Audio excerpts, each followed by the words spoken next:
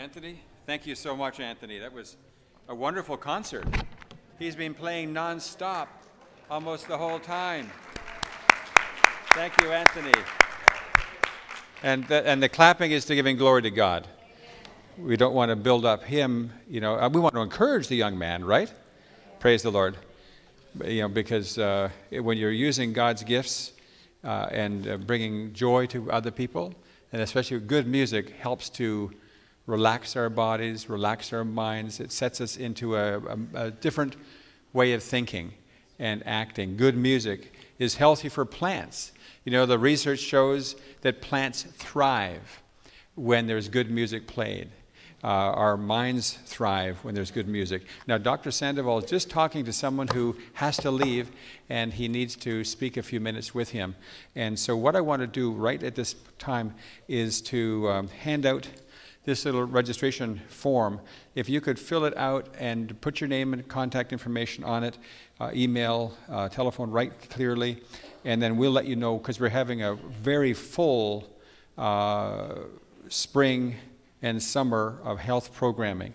We have a lot of really interesting things coming up. January the 21st, we're going to be having a health expo here with the biometric. It's a free health screening with comprehensive health assessment. It includes lifestyle appraisal, biometrics, and lots of different booths doing different things to help to ascertain and to help to encourage and to promote good health. And so that's going to be on the 21st of January. And then on the 27th, we're starting a series for 8 weeks. It's called Creation Health. And it's all the little pieces of how to have a full and healthy lifestyle to prevent disease and also to help to reverse disease. And so that's going to be for 8 weeks. And then during that time, there's going to be there's going to be all Saturday afternoon, but at 2:30 to 4 for those 8 weeks. And during that period, which will go from January 27th to March the 31st, during February the 24th and March the 23rd, we're going to have special lectures here. One will be a doctor from Michigan on the 24th of February, and he's going to be speaking about reversing heart disease, his own personal journey. The Bible talks about physician, heal thyself. Well, he was a physician that had a serious heart disease, and he went to a plant-based whole food diet, and his journey has been amazing, as his arteries are cleaning out and regressing. People don't realize you can reverse disease when you follow these simple changes. So that's he'll be speaking on the 24th. Learn how a whole food plant-based diet can positively benefit your health as well as not only the doctor's health. Then on the 23rd, 24th, and 25th, we have a doctor here that's going to be speaking, and he's a naturopathic doctor. He's a PhD in natural health science and preventive medicine. And he'll be speaking called Health, Hope, and Healing. And it's a seminar that's going to be on a Friday night. It's going to be on a Saturday morning, Saturday afternoon, and on a Sunday as well. And on the Sunday, he's going to be presenting what he calls God's pharmacy, and using natural things to help to heal disease. Let's see, how does he put it? He termed it in such a way, I asked him to tell me, what exactly does that mean? God's pharmacy. It says, this presentation is an interactive demonstration on the use of foods as medicine for the prevention, preservation of health and the reversal of disease. So that's going to be very powerful. That's in March. And then on the 21st of April, we have Dr. George Guthrie, who is an MD and has a long list of different factors, but he's the president of the American College of Lifestyle Medicine. And he's going to be presenting on diabetes undone as his topic. He spoke here 2 years ago, and he's going to be talking about how to undo diabetes, how to reverse diabetes, how to stop it in its tracks, and by the grace of God to reverse it. So that I've seen people following this lifestyle that have gotten off their insulin. They have gotten their health back. They recovered their health. And so they didn't have to get amputations done. They didn't lose their kidneys. They didn't lose their eyesight. they were, helped tremendously and dramatically through lifestyle change. So it's the medicine of the future is what we're talking about. This is the best thing that's ever come to the knowledge of human beings, is how to stay healthy and how to reverse disease. Then on May the 6th, we have a Reversing Diabetes plant-powered cooking class. And that's going to be learn how to prepare tasty, healthy food, whole food, plant-based meals that you and your family will love to enjoy. That's on May the 6th. Then on June 23rd, the 8 Natural Laws of Health. Jerry Milam will be speaking. He's a scientist and a health coach, and talking about these 8 natural principles that are powerful. And then Saturday, July the 21st, we have a talk on marijuana. And it's interesting, marijuana gets a lot of positive press these days. And so Dr. Chang, he's a physician that, he's a PhD, he's a medical doctor, PhD, he's an interventional radiologist, works out of Leesburg. He's a member of our church here, but he's going to talk about marijuana, medical benefits, side effects, and long-term effects. So, sometimes things look good on the outside, but if you look into them in a more depth, what looked to be the panacea for so many different problems may create its own problems. And so he's going to be talking about that. That'll be in July. And then we have a couple of others. We have one on arthritis and immune system in August. And then in September, we have one on delicious foods that heal. Learn about the healing power of some of our most delicious foods. And it's really interesting.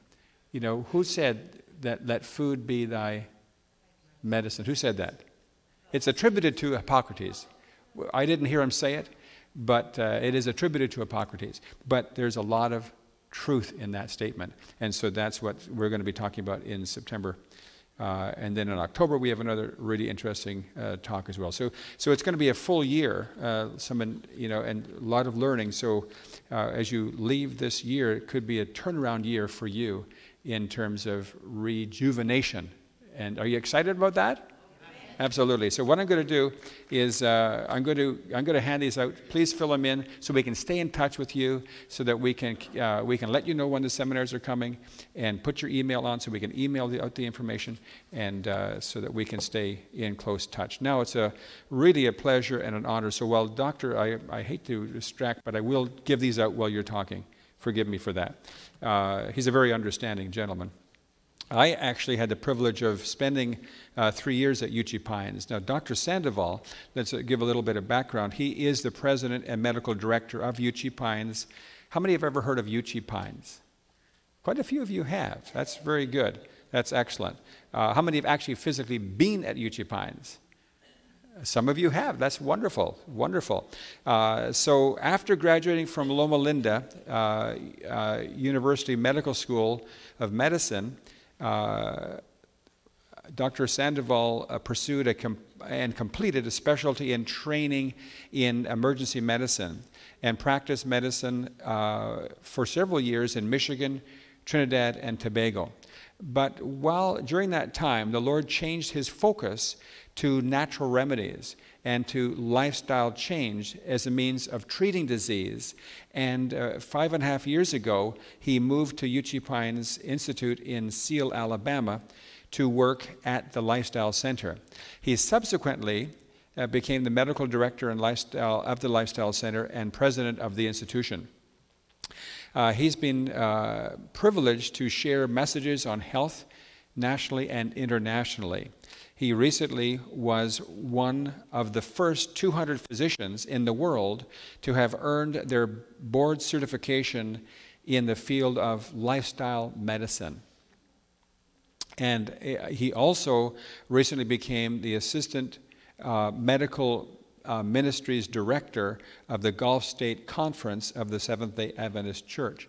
And so that's be a very interesting opportunity to influence a larger number of people. So today we are really truly delighted that Dr. Sandoval can join us. And I just want to share the sort of framework behind this. Two statements in the book Ministry of Healing. We may have some on the shelf there outside. It says, education in health principles was never more needed than now. Now, this was written about 100 years ago. 100 years ago, foods were mostly organic, or they all would have been organic. There was a lot of good food available still. So this statement is even more true today as we have moved towards a SAD diet. What's a SAD diet? Standard American diet. The SAD diet, which is well named, it means that it's even more important that health principles be understood.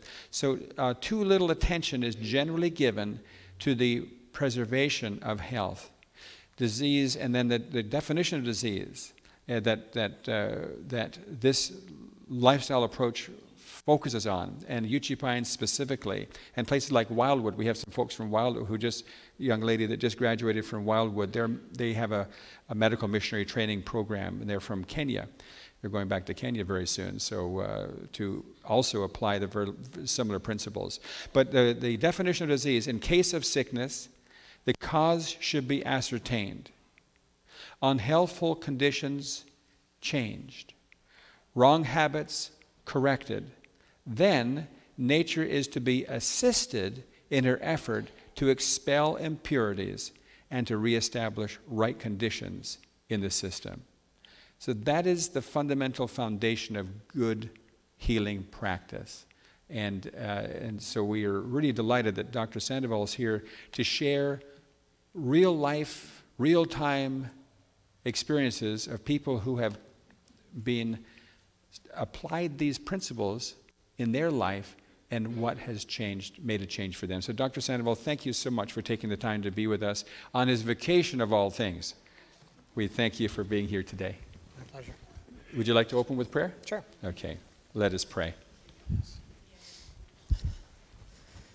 Dear Heavenly Father, we thank you for your abundant blessings and your good mercies. We thank you for this day that you have made and the opportunities that you have given to us in it.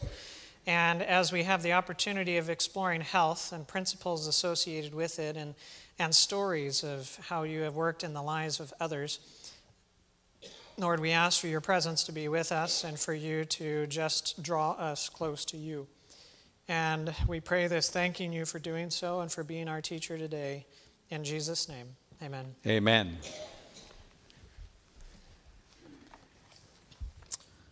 All right. Well, good afternoon. I can already see a mistake. And I can't blame anybody except for myself. If you want to get my email, it's msandoval@uchipines. There's an S on the end of that, PINES.org. So if you try that one at uchipine.org, you're not going to get me. So it's going to be uchipines.org. And let's go ahead and dive in today into a number of different things. The leading causes of death across the United States are ones that we're familiar with. Right? We understand these. Things like cardiovascular disease and cancer, chronic lower respiratory tract diseases, things like COPD, constrictive obstructive pulmonary disease. You've got accidents, strokes, Alzheimer's disease, diabetes, influenza, pneumonia, kidney disease, suicide. These are the top ones. But when we break them down, you'll notice that the ones that are in red are the ones that are highly lifestyle associated. Right? You have lifestyle factors that are strong contributors to these various different disease conditions, and those are the majority of the top 10 killers of Americans. There is a problem, and that is we don't like to die early. We don't like to be disabled in that process, and that disease, debility, and early death doesn't have to be our destiny. You probably have heard at some point, or you've heard from a family member because they have been told, and in fact I have been on the telling side of these statements where you go and you find your physician and your physician tells you, well, once you're a diabetic, you're always a diabetic. Right? I've been there. I've told individuals that. You'll need to take this medication for the rest of your life. I was taught that in medical school. Once you start high blood pressure or diabetes or whatever, you start them on that medication, tell them they'll be on it for the rest of their life, because that's the reality. Right? There's no cure for heart disease. It can only be managed, right? So let's just try to manage it the best we can. And I'll see you in 6 months so that we can review your medications and review your prescriptions, refill them, right? Sound familiar? Yes, all right. The problem is that the disease is not caused by a lack of medication. It's not a medication deficiency that causes disease. Diabetes is not a deficiency of metformin, and heart disease is not a deficiency of Lipitor. Right? There are other things that are contributors, and so our destiny is not written for us, but by us. Thank you, Barack. All right. So disease can be reversed. All right. That's the message that I want to bring to us today. Disease can be reversed. Now, we know that disease can be prevented, but we want to go even farther than that to the fact that disease can be reversed. All right. And there are obviously a number of different factors that contribute to disease. It doesn't exist on its own. Every cause must produce an effect, and every effect must have a cause, and disease is an effect.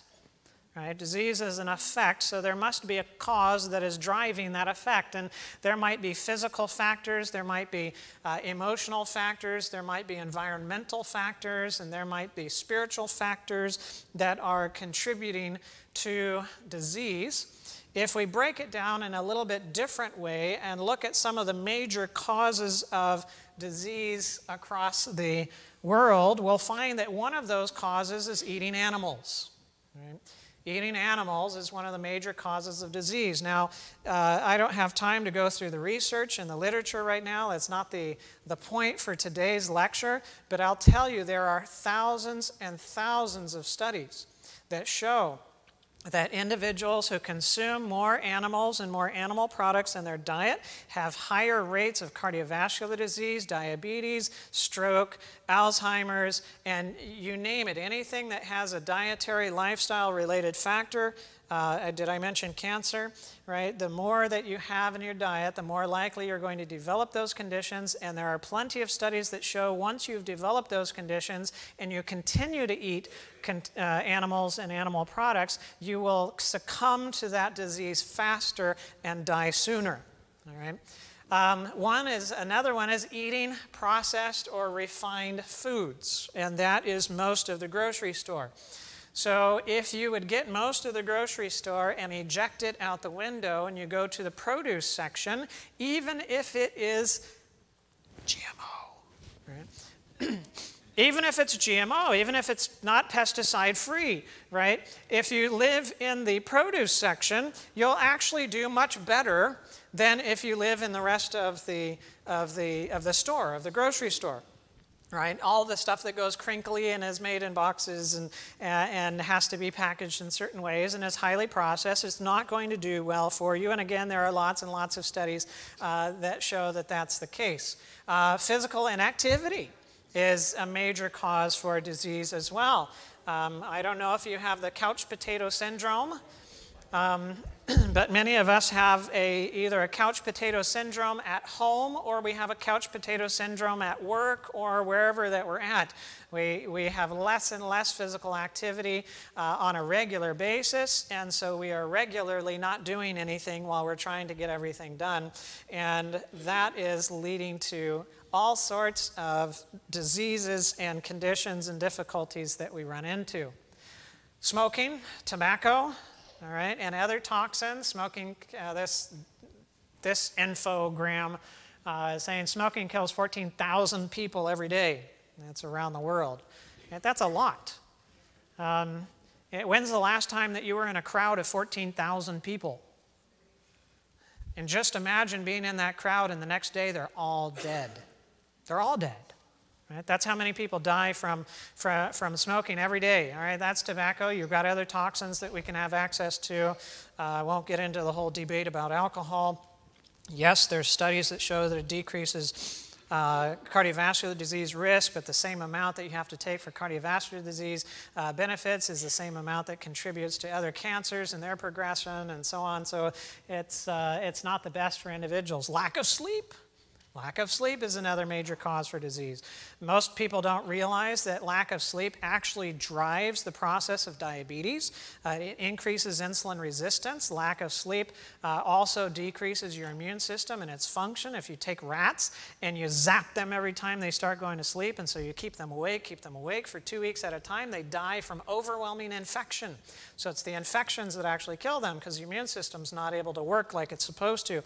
And also, lack of sleep is a driving cause for obesity. It actually changes the metabolism in the system, and so you burn less energy when you have lack of sleep, and so you end up then gaining more weight. You increase your appetite when you have lack of sleep, and we know that obesity and overweight is a major contributor to many of the different diseases that we suffer from.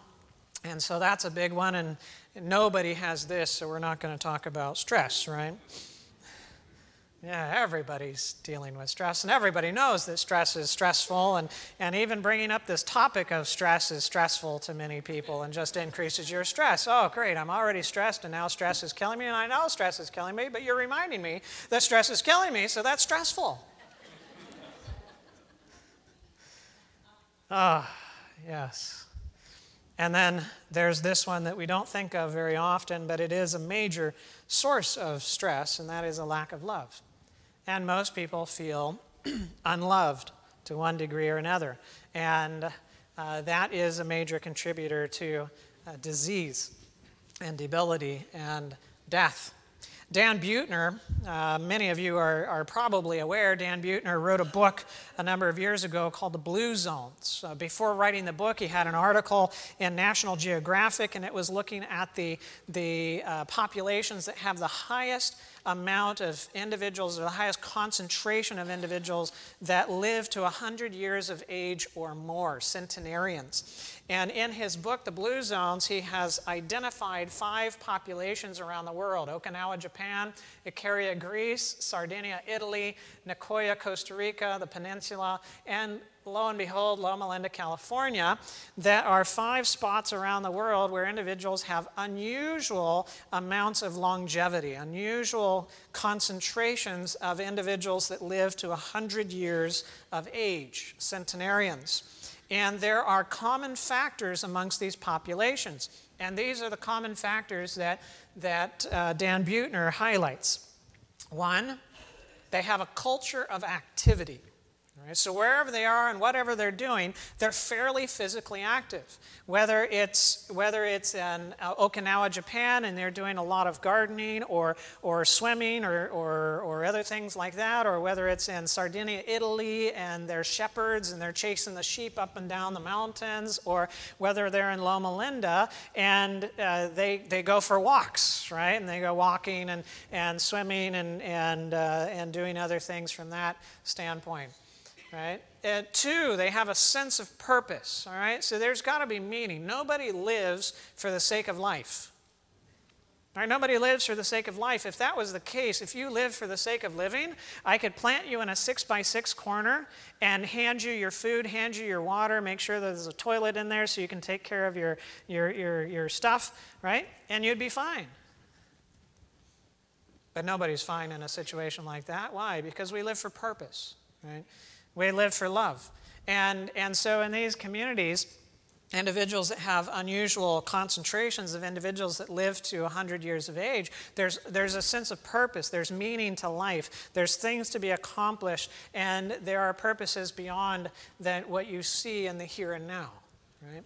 Number 3, they're involved in stress-reducing activities, whether that's a siesta in the afternoons, whether that is breaks during part of their day, whether, like in Loma Linda, it's the Sabbath, and you take a day off of the week, and you don't have to worry about exams and tests and studying and all the other work and everything, there's some kind of stress-reducing activity that they're involved in on a regular basis. 4, they avoid overeating, and they avoid eating late. These are common things amongst long-lived populations. And so avoiding that late meal of the day, you can live on 2 meals a day. Most people can. And it works better for digestion, it works better for weight, and all of that. And they avoid overeating. We don't avoid that very good in the American society, especially at potluck. Right? You know, at potluck, you got to try all the dishes, right? No, you don't, but we like to think we do. You know, oh, that looks good, oh, that looks good, oh, that looks, you know, and then you come back and you got a mountain. But you missed the other half of the table, so you got to eat the one mountain so you can go back and get the other half and sample it as well, right? There's a saying with the Okinawans, and it's of course in Japanese, and I don't remember what it says. I remember what it means. It means eat only 85% of what you need. And what they do in their society is the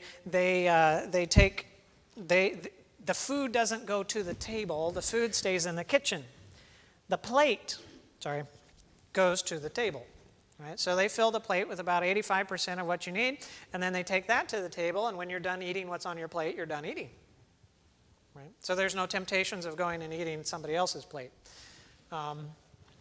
Number 5, eating a diet high in whole plant foods, all right? So that's common amongst those long-lived groups.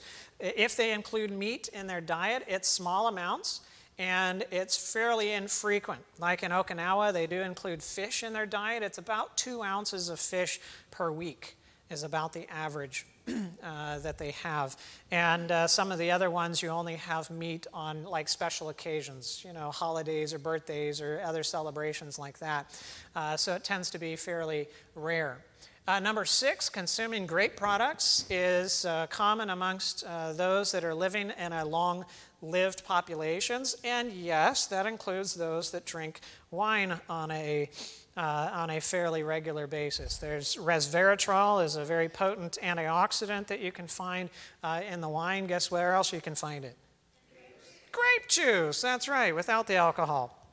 We know from medical school that alcohol is cardiotoxic and so on, so you don't have to add the cardiotoxic part, you can have the good stuff. So if you want that benefit, yeah, you can drink Welch's grape juice, or you can eat grapes, or you can have raisins, or so on. That is helpful too. Number 7, there's a religious affiliation. All right, that is a significant factor amongst many of these long-lived groups.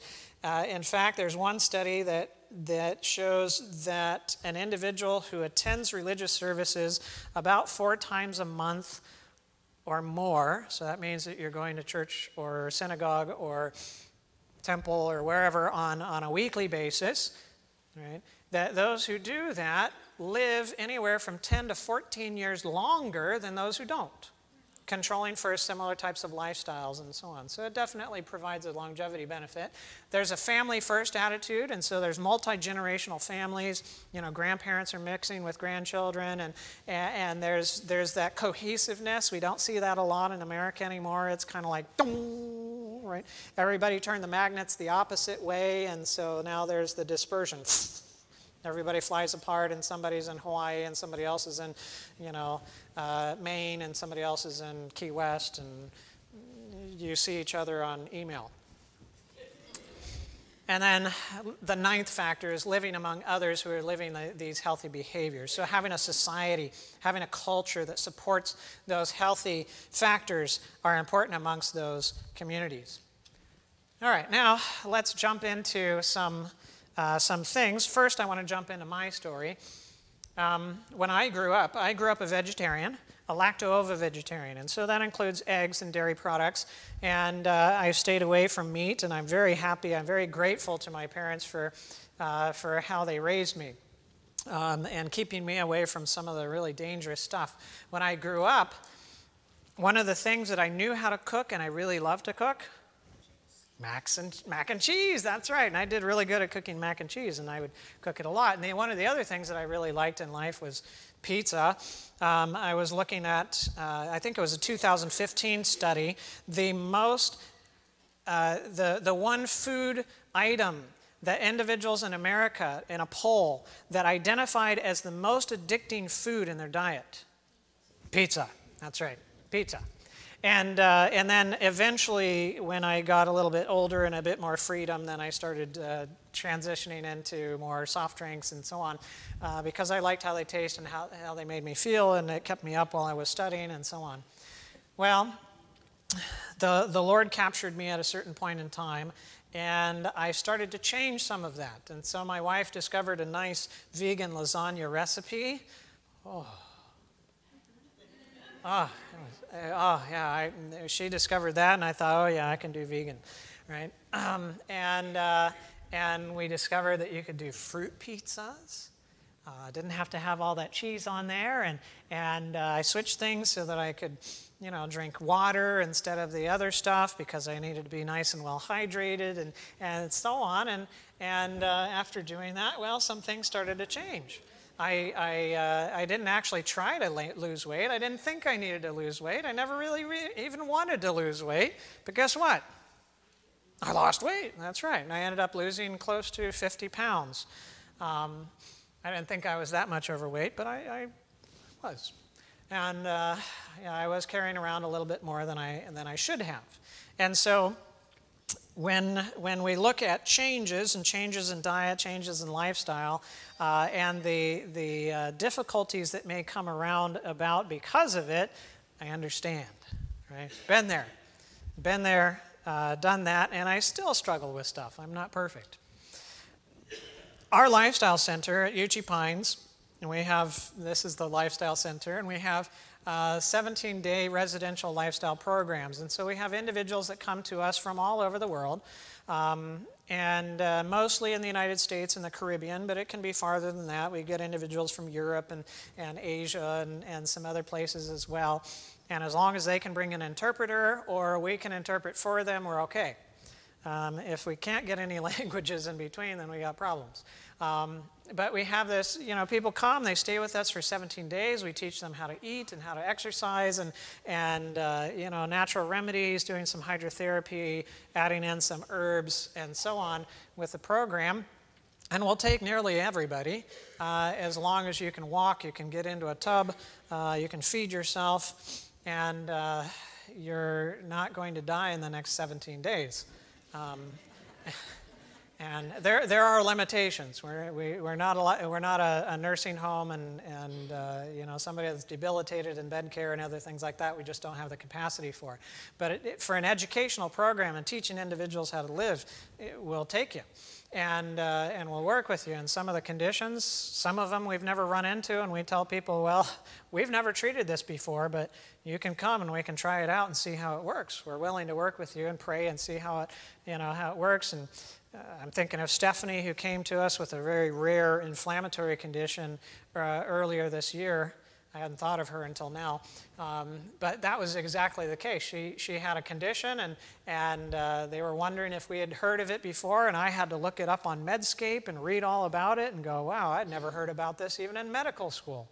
But this rare inflammatory condition where she developed all sorts of hives and allergic reactions and responses to everything.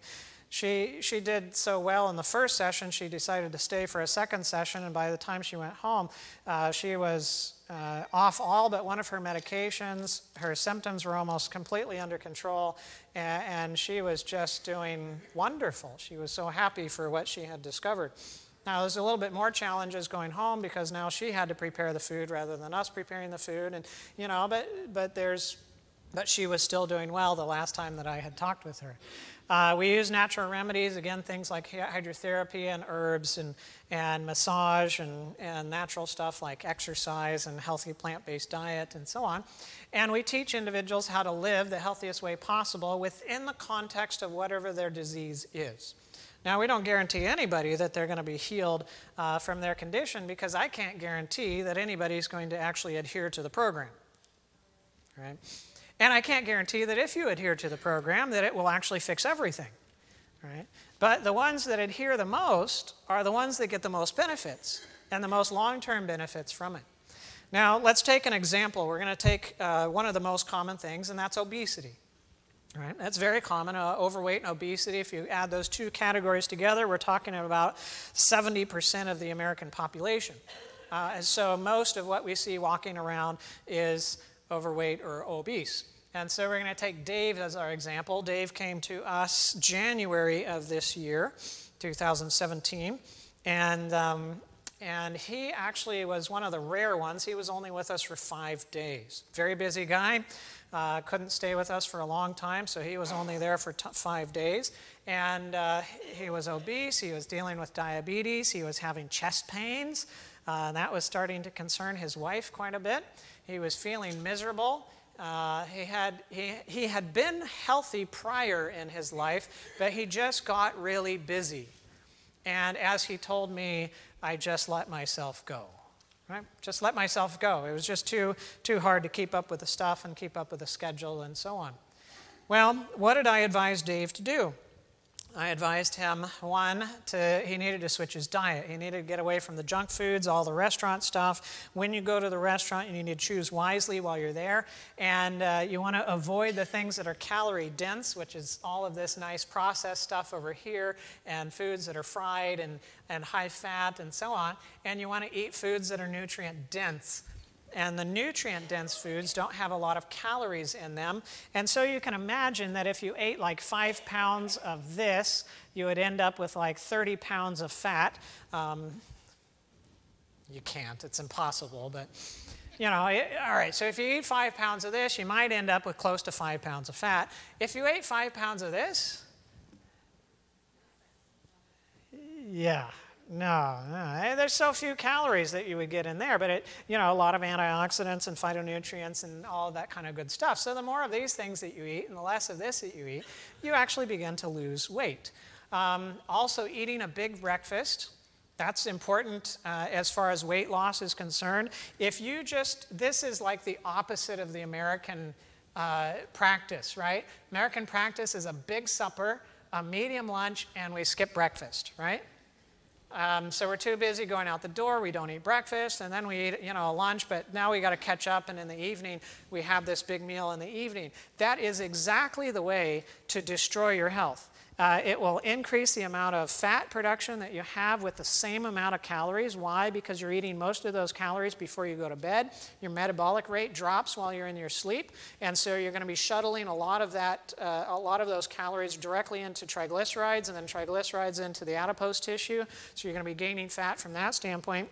And then if you have any prediabetes or diabetes, which is, around 60 million Americans, if you're one of that number, then it really messes up the diabetes and the sugar metabolism and your insulin resistance if you eat with that pattern. But if you switch it around, it's the same. If it was just the same food and the same qualities, quantities, I should say, but you switch it around so that you're eating it in the big meal is breakfast, lunch is medium, and you skip that supper, you actually have improvements in your insulin resistance, and you have improvements in your fat metabolism, and you actually gain less weight with the same food in the same amounts, just eaten at different times. Right? So the timing actually makes a difference as far as weight gain is concerned. And so looking at losing weight, that's increasing the supper and increasing the breakfast and cutting out the supper. No snacking, right? What about healthy snacks? No such thing, except for water, right? So you want a healthy snack, then drink some water and carry it with you. It's helpful.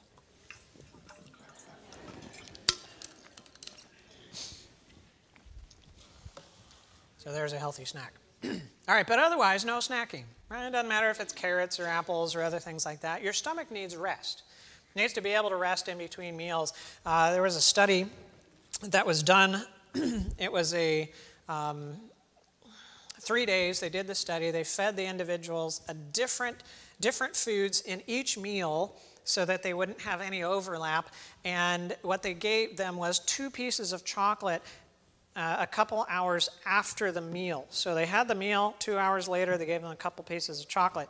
Next meal, a couple hours later, pieces of chocolate. Last meal, a couple hours later, a couple pieces of chocolate. For 3 days they did that, and then they did an EGD where they get a scope and they look through the mouth down into the stomach and see what's going on. Well, they found residue of food from the first meal 3 days before still in the stomach after that time, but they had another group that they were not doing any chocolate in between, and all of the food from the prior meal was already removed from the digestive tract. And so having stuff in the digestive tract in between meals actually significantly slows down gastric emptying.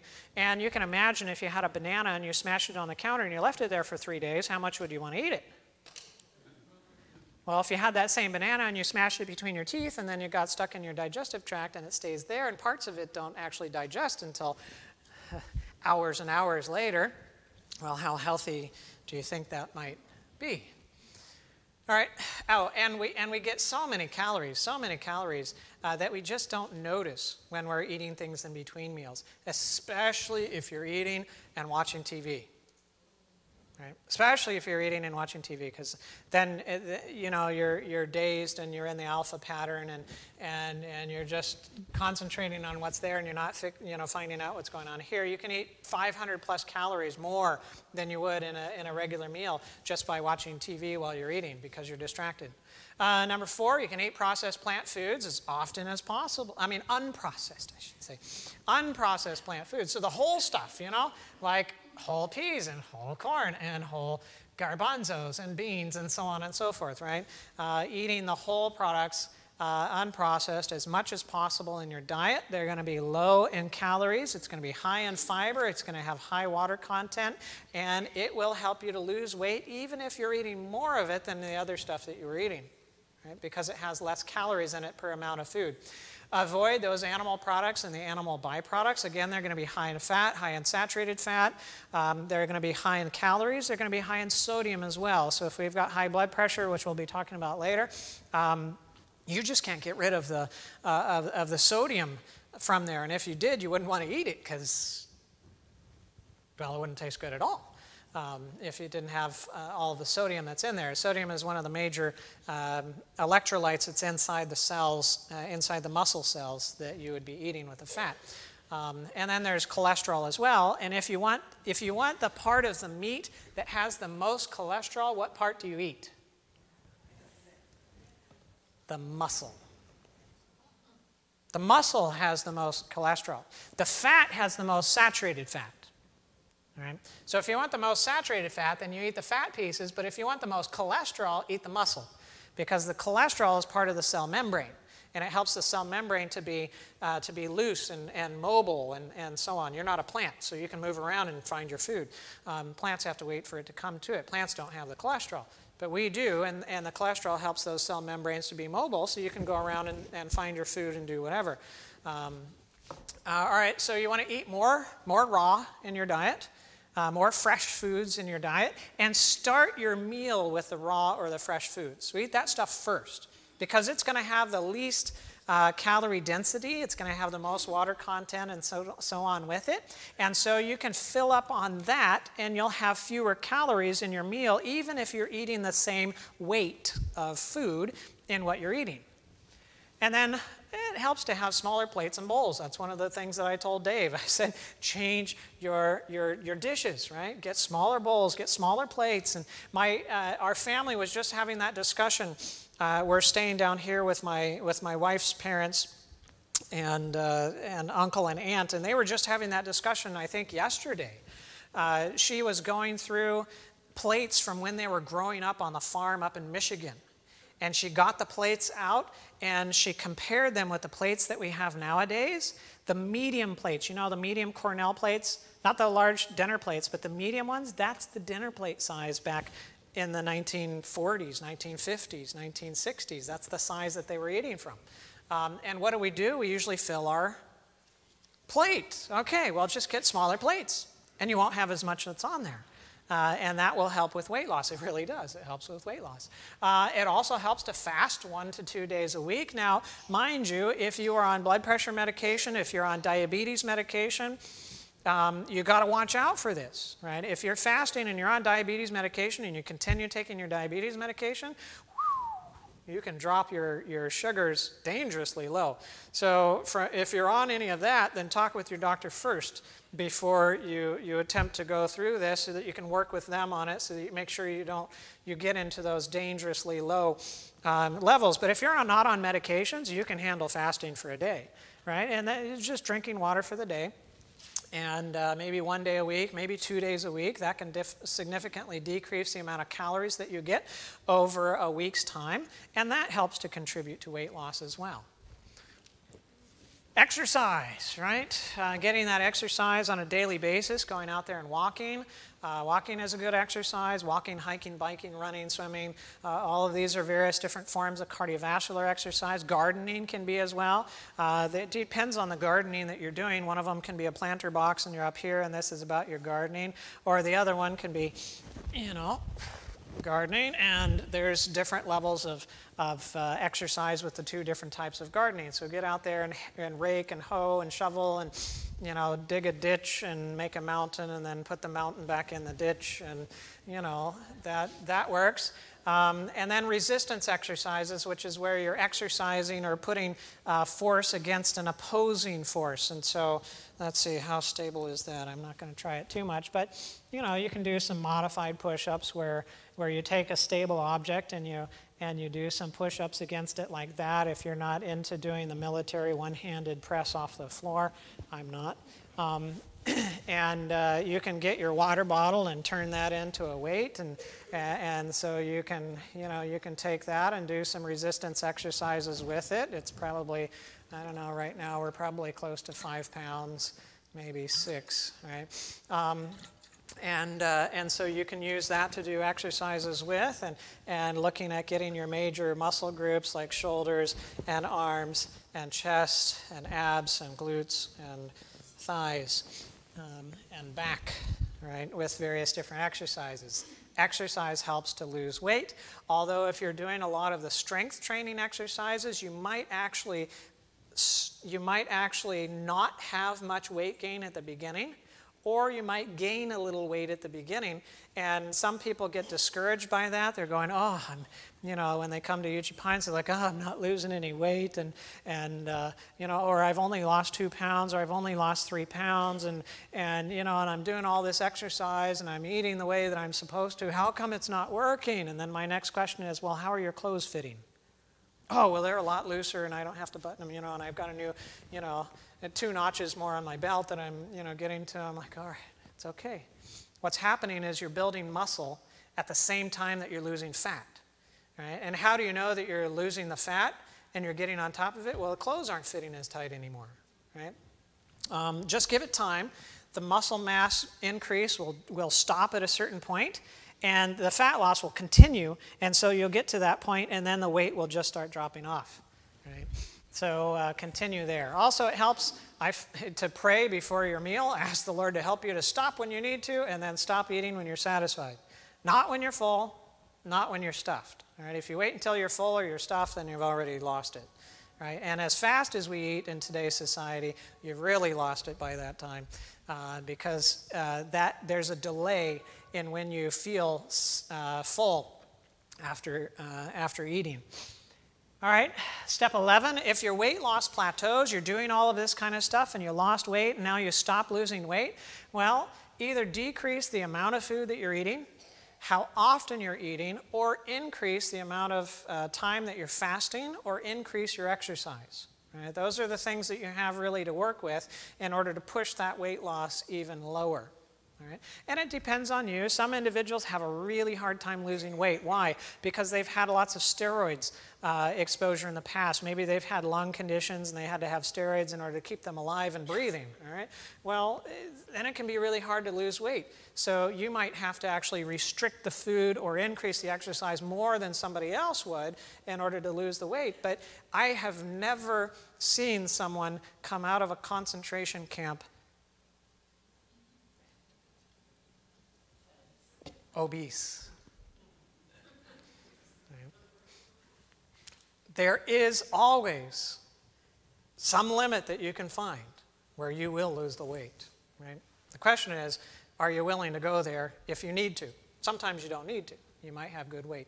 And then as far as drinking is concerned, the most calorie increase, or the calorie increase that we have had in our diets over the last 60 years or plus, most of that is accounted for in drinks. All right, sugary containing drinks. And so let's cut those out, get back to water or herbal teas, and that will cut out your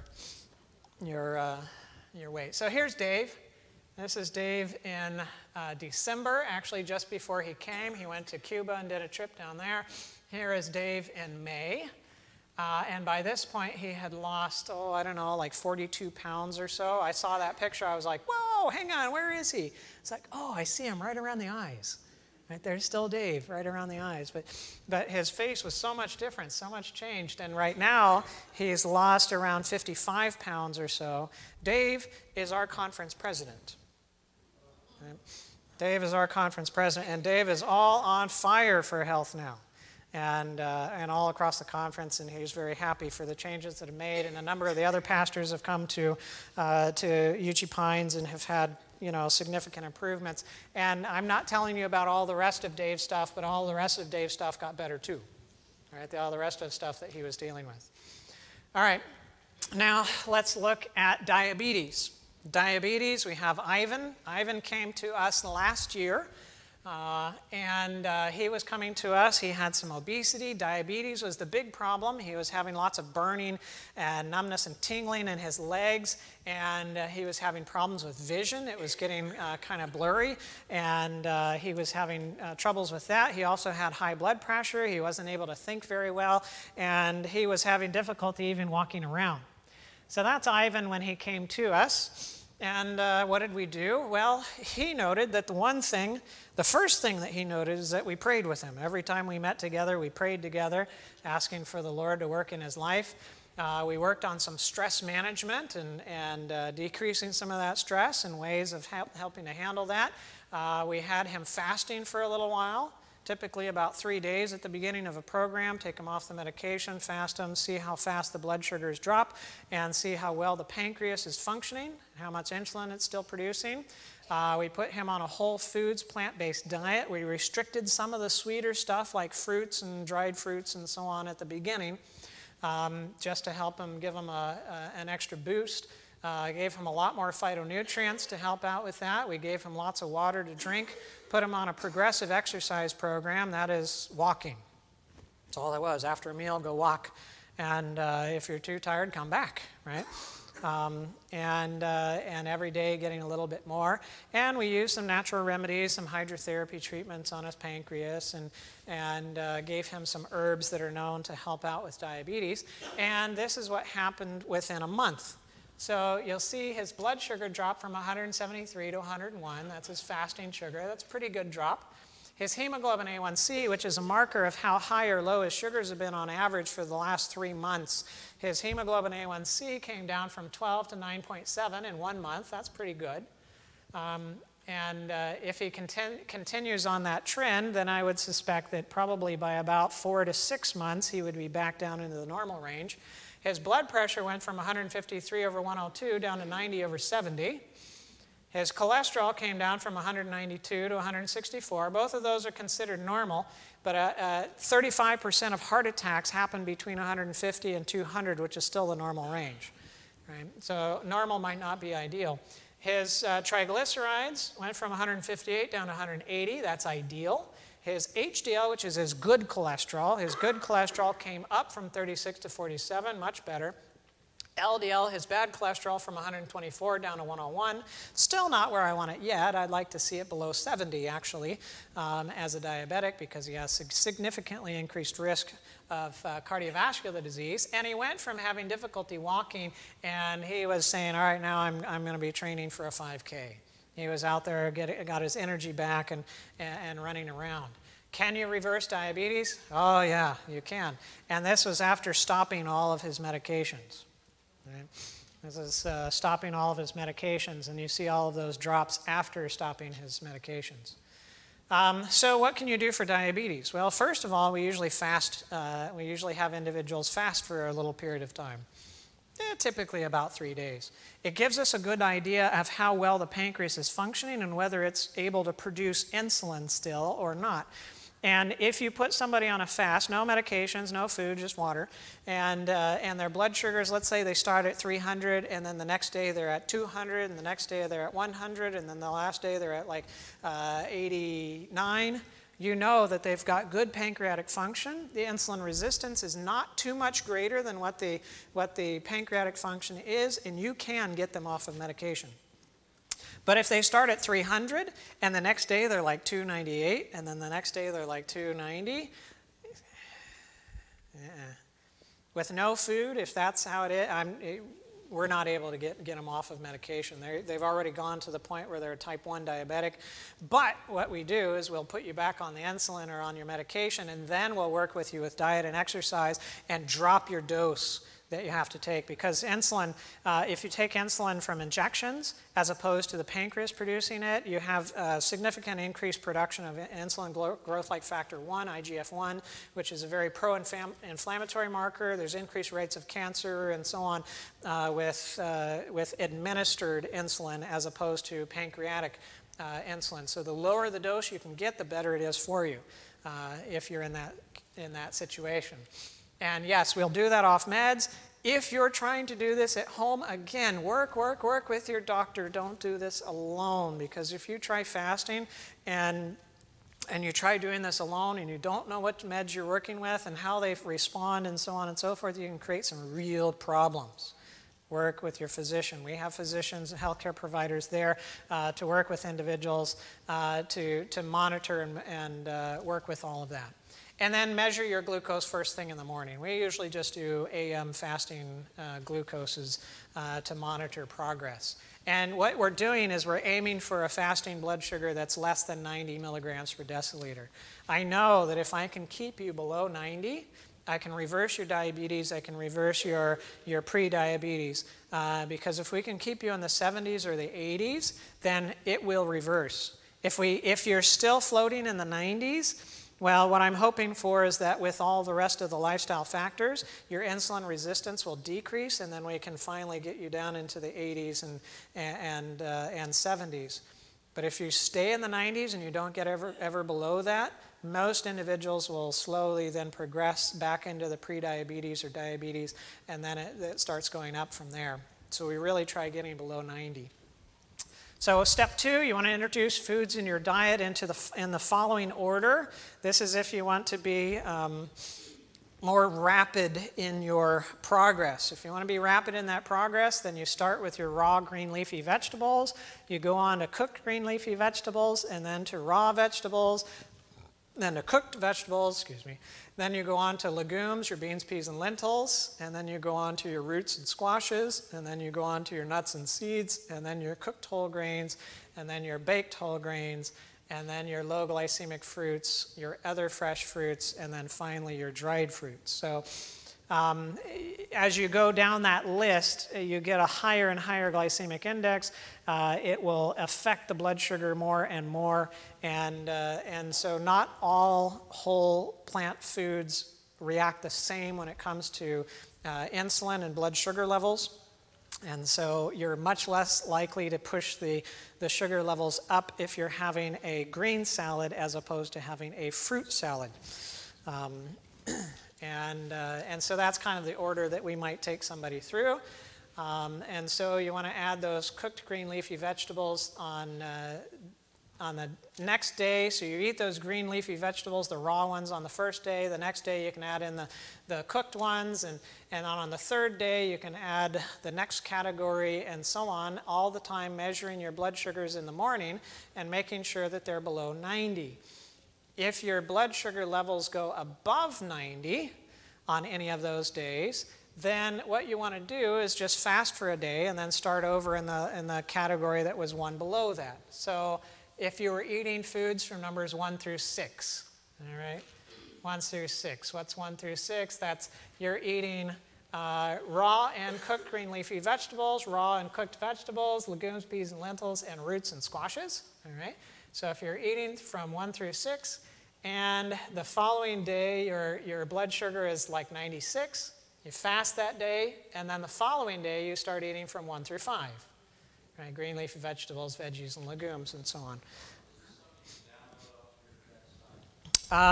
It is on a on the Uchee Pines website. If you go under, it's ucheepines.org. Under there is a section called Counseling Sheets. Counseling Sheets. All right. It'll be on the main page, one of the boxes that are down there. That's down there.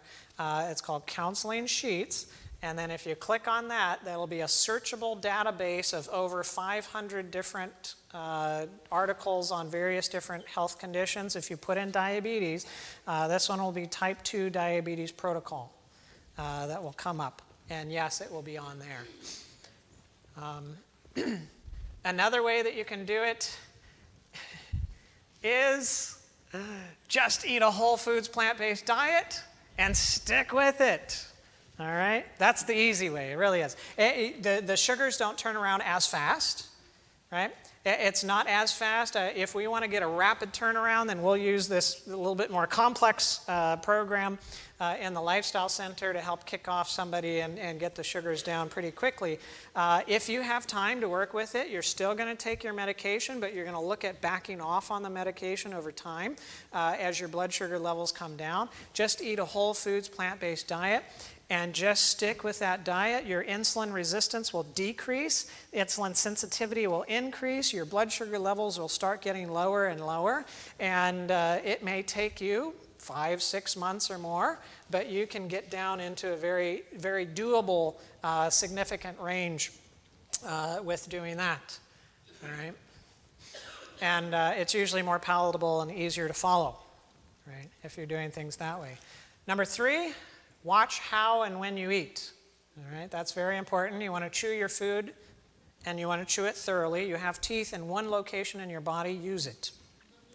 All right, don't make the rest of your body try to do what your teeth were supposed to do. All right, eat only 2 meals a day. We find that that's a significant factor when it comes to diabetes. That third meal really just messes up the insulin resistance and the blood sugar levels.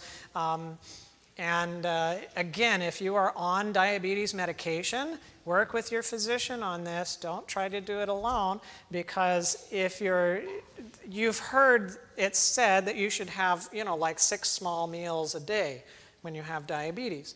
Well, that recommendation comes not from the diabetes. The recommendation comes from the diabetes medication.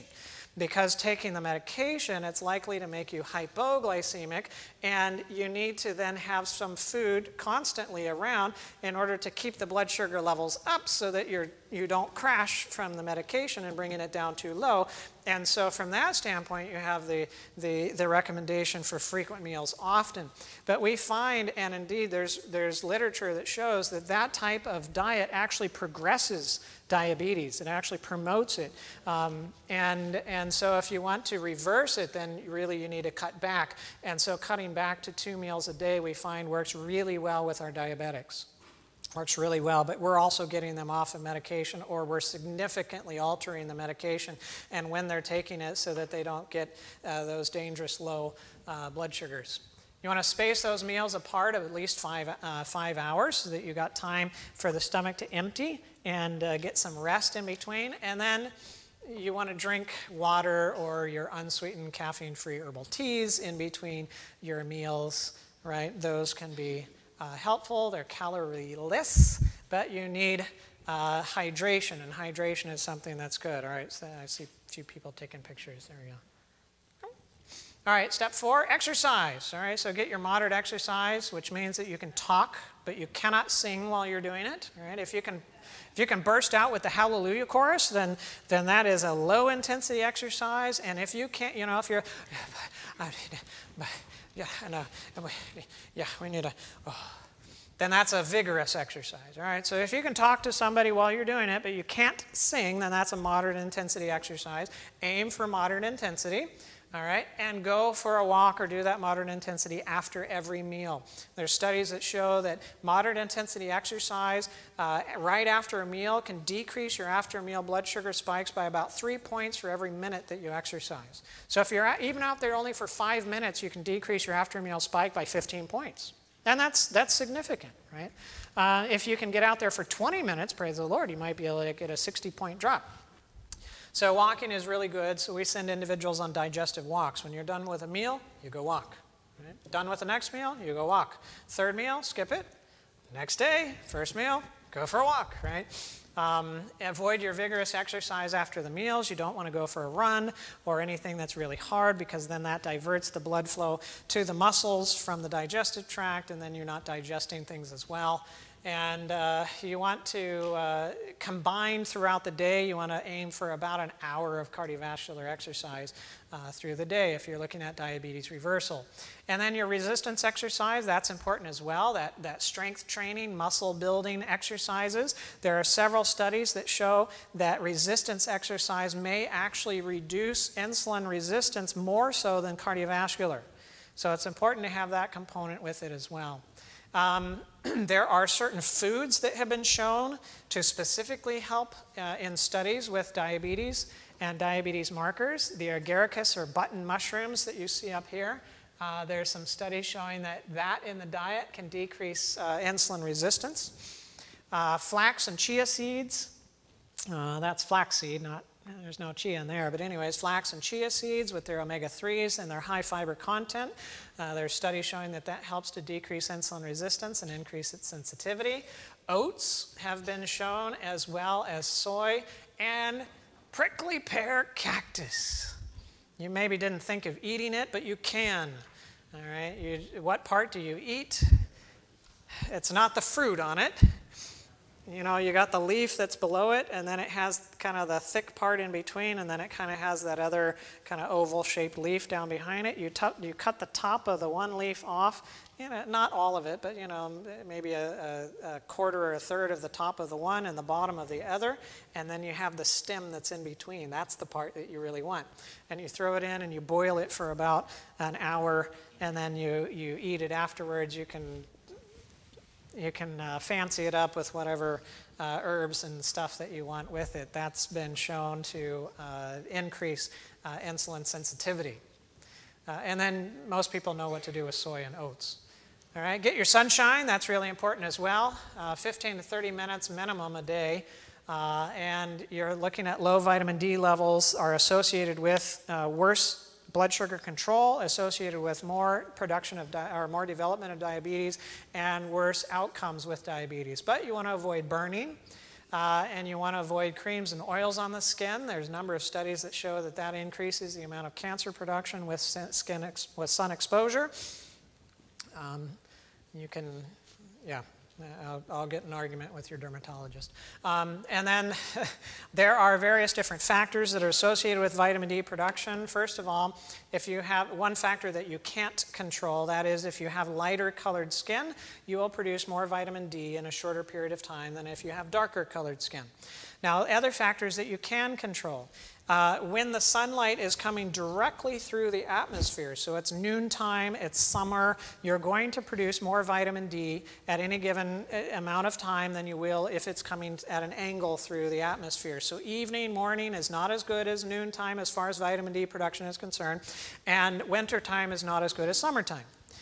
Also, the amount of skin that you have exposed is an important factor as well. You can go out there all you want to and bake your pinky. And you can burn your pinky.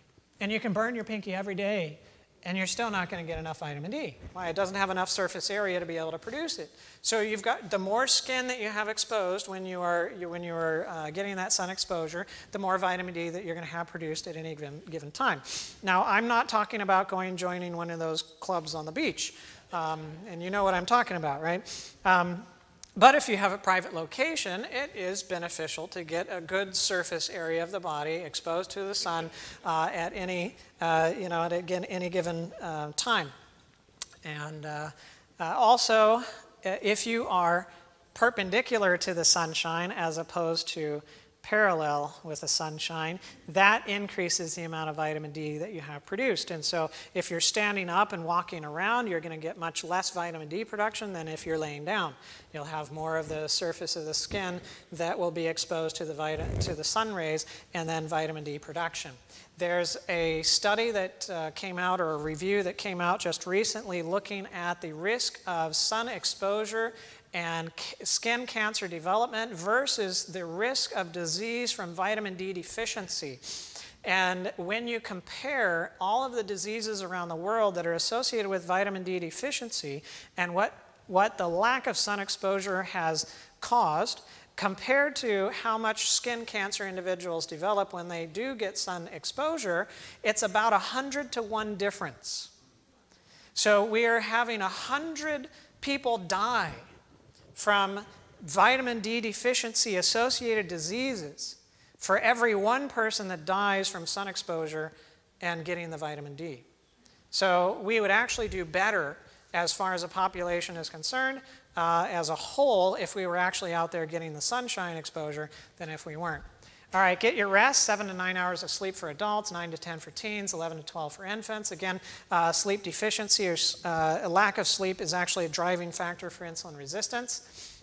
You can actually take healthy college graduates, put them on 4 hours of sleep a night for 2 weeks, and you can actually start developing early signs of diabetes in them. It's a causative factor. And then it helps to get to bed early. Step 8, following these different herbs help with blood sugar control. These are all been researched.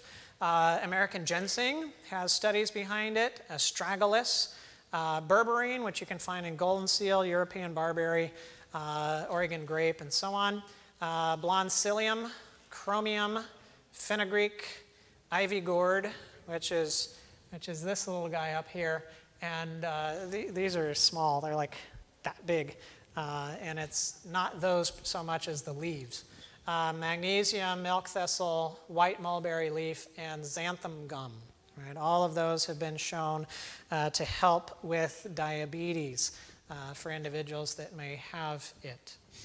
9, you can apply hydrotherapy, hot and cold treatments. This is a thermophore. It's a very easy thing to use. They make it up in Michigan in Battle Creek.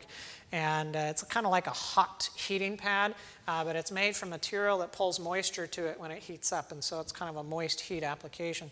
And so you can put that right over the pancreas, over that area, leave it for 3 to 5 minutes, peel it off, get some ice water on a washcloth, and in between, and everybody really loves that part. And you know, for about 30 seconds, and then you put the heat back on there for 3 to 5 minutes, and then you get the ice water for another 30 seconds, and you do that, and kind of do it back and forth, about 5 to 7 exchanges. It really helps to increase blood flow to the area. You do it long enough, and that blood flow starts to affect the organs that are underneath there, and so it can help with pancreatic function. And you can do that most days of the week, once a day or so, and that can be helpful. Step 10, avoid all that stuff. All right, fatty foods, lots of oils, condiments, margarines, fried foods, and so on. That's going to kill you when it comes to the diabetes. Diabetes is not so much about sugar, although when you develop it, it's a problem with handling sugar. But the development of diabetes is actually about fats. It's about fat intake, especially saturated fat intake.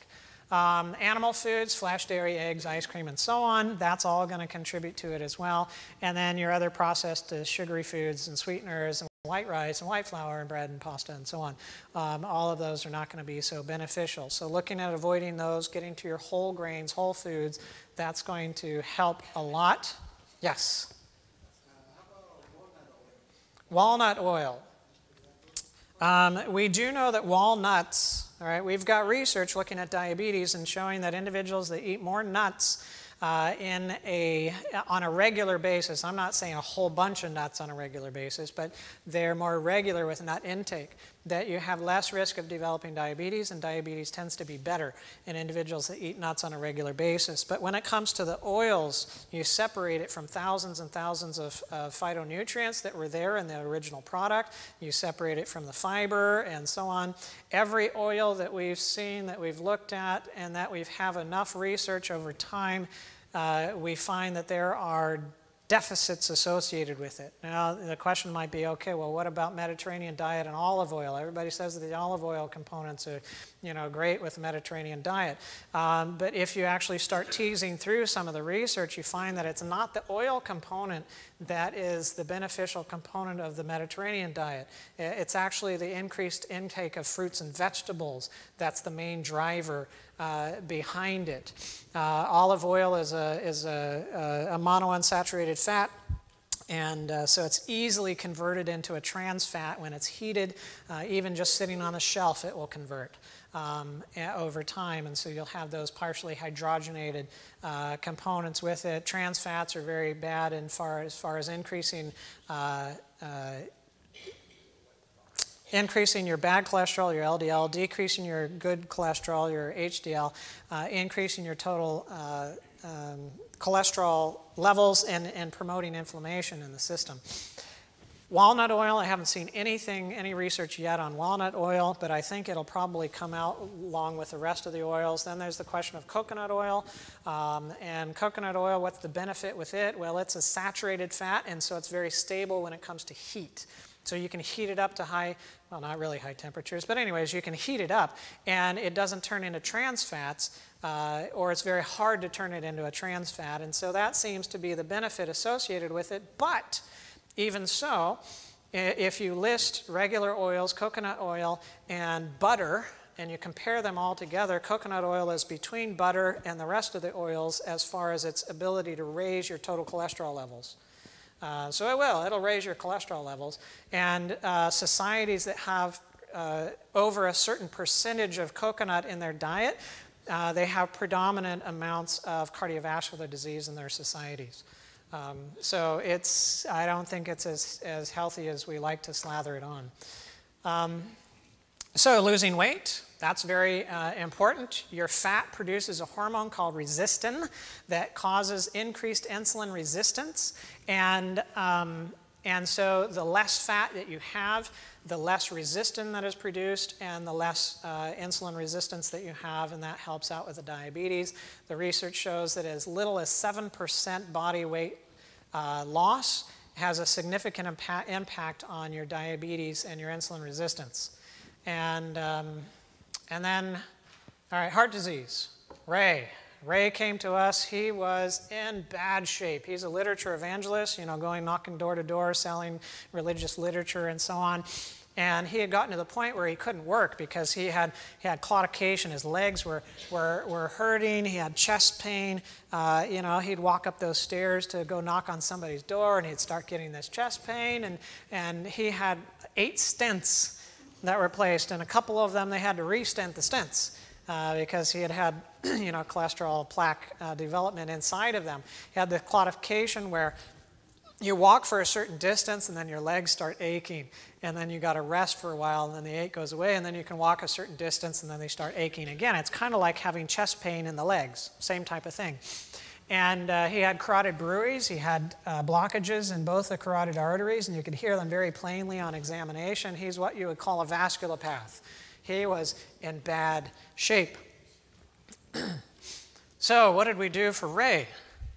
Well, we had him stop eating any animals and their byproducts because that's where you get cholesterol. Right? You don't want cholesterol in your diet, so let's stop eating it. You need to replace it with something, so let's have a diet that's high in fiber. Fiber binds the cholesterol in the digestive tract and helps to shuttle some of it out the other end so that you don't reabsorb it and reutilize it in the formation of bile and other types of things in the body. You want to avoid those fried or high-fat foods because even though they may not themselves contain cholesterol, high-fat foods will contribute to the development of cholesterol by your liver and the other cells of your body. Include a small amount of nuts and seeds on a daily basis. The research shows that when you do this, it does tend to decrease cholesterol levels, but some of us don't realize what a small amount of nuts is. And so we go nuts over nuts, right? And so for breakfast, you have your nuts, and you're conscientious about measuring them out, and so you have your handful of nuts, and then you throw a Brazil nut in there along with it. And so you really got your handful of nuts, and so you eat that. But you weren't thinking about it when you put almond milk on your cereal. And when you have lunch, you have cashew cheese sauce with, that goes along then with spaghetti and pecan ball meatballs, and the list just goes on. You've got nuts this, nuts that, nuts the other thing, and nuts growing out your ears, and then you wonder why your cholesterol levels are high. Well, you just went nuts about nuts. You can overdo the nuts. So what does the research show? The research shows about 30 grams so basically a handful. Right? Basically a handful of nuts for the day is about what you're looking at. You know, avoid your highly processed carbohydrates because they're going to be high.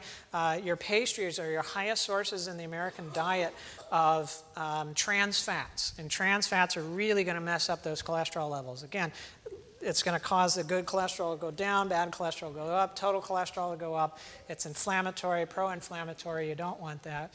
If you have too much oils and too many nuts in your diet, that's usually the problem for vegans who still have high cholesterol.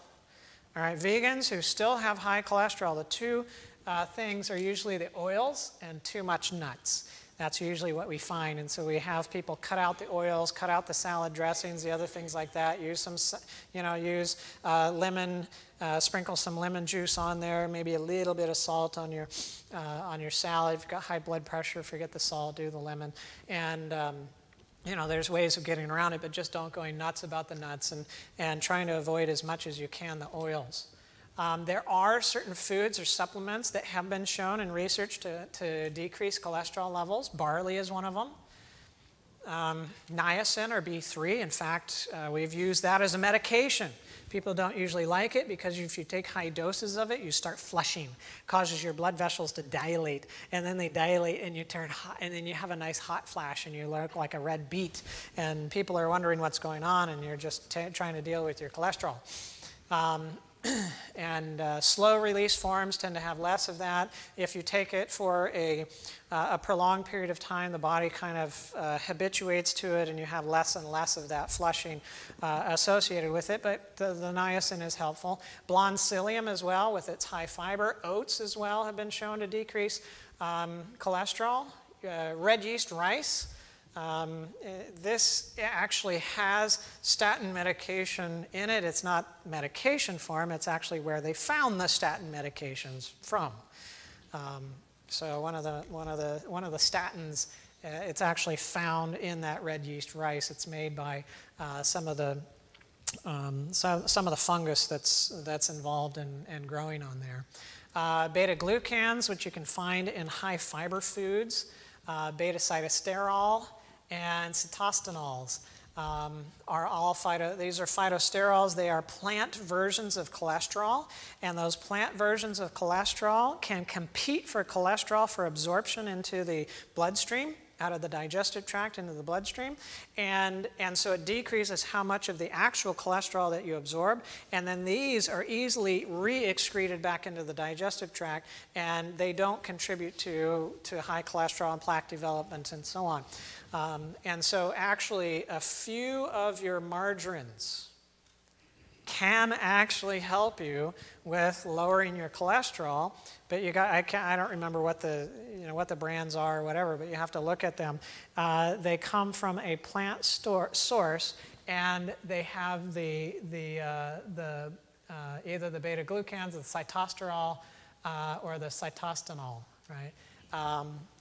In it, and so those and it's those plant cholesterols that make it more solid at room temperature, and by using it you actually can decrease some of your cholesterol levels. Or just eat a whole bunch of plant phytosterols. Those are good, right? And you can find that in avocado and flax and peanuts. Again, they compete for reabsorption in the GI tract, and they're typically reabsorbed back in there. Exercise, anybody know this woman? It's Marge. Marge was that study that Dan Buettner did of all of the long-lived individuals. She was one of the ones that was interviewed. I can't remember if she was like 103. I think she was 103 in this picture, if I'm not mistaken. I think she finally passed away at 105, 106 or something like that. She finally died, but that's her at over 100 years of age, exercising every day. Eliminate stress. There is a condition called stress-induced hypercholesterolemia. You can have high cholesterol levels because of stress. You can. And it's been documented. There are several papers that are on it. And what is the treatment? The treatment is to go on vacation to Tahiti and get away from it all. And if you can't do that, then the other solution for it is a strong, vibrant relationship with Christ, because he promises to give you peace in the midst of the trial, right? And I think that's probably the better way, right? So there was Ray then, and this is Ray now, all right? And Ray doesn't have any more claudication. He doesn't have any more chest pain. I don't know about the carotid bruits because I haven't been able to lay a stethoscope on his neck after he left. But he's doing very well. He got back into doing literature evangelism work for a while before he finally retired. And all of that in taking him off of, and I know somebody's probably going to slap me across the face, but anyways, taking him off of his medication. But again, don't do this on your own. Work with your physician, right? You want to work with your physician. And yes? What if the physician doesn't believe in what you're doing? What if the physician... I mean, how do you find a physician that would cooperate with this kind of a program? All right, well, if you can't find a physician that will do that, that will work with you from that standpoint, let's see, where is she? I know there was somebody here earlier that works in the area as a physician and might be interested. Let's see, I know that there is a, I think she's still practicing in the area. And is Patricia still practicing? She still does consultations? Okay, so she's still around. Dr. Patricia is in the Ocala area, and I guess she's still doing some consultations. Uchee Pines, we do phone consultations as well. So if you're dealing with issues or whatever, and you need somebody to walk through with you and go through it, and the medications and so on, we do have phone consultations that you can call, and we can do that. Yes? Also, Dr. Guthrie, George Guthrie. Oh, yeah, that's right. He's here in Florida Hospital. Florida Hospital in Winter Park. Mm-hmm. And if anyone needs his contact information, he will. That's exactly what he does. Yeah, yeah. George worked at the Lifestyle Centers of America. He's the current president of the American College of Lifestyle Medicine, and he would be also very, very able, I don't know available, but able to help in that process as well. He takes patients. And Dr. Chang may know somebody in the area that would cooperate or work with someone that's trying to make some changes. Do you know any doctors in the area?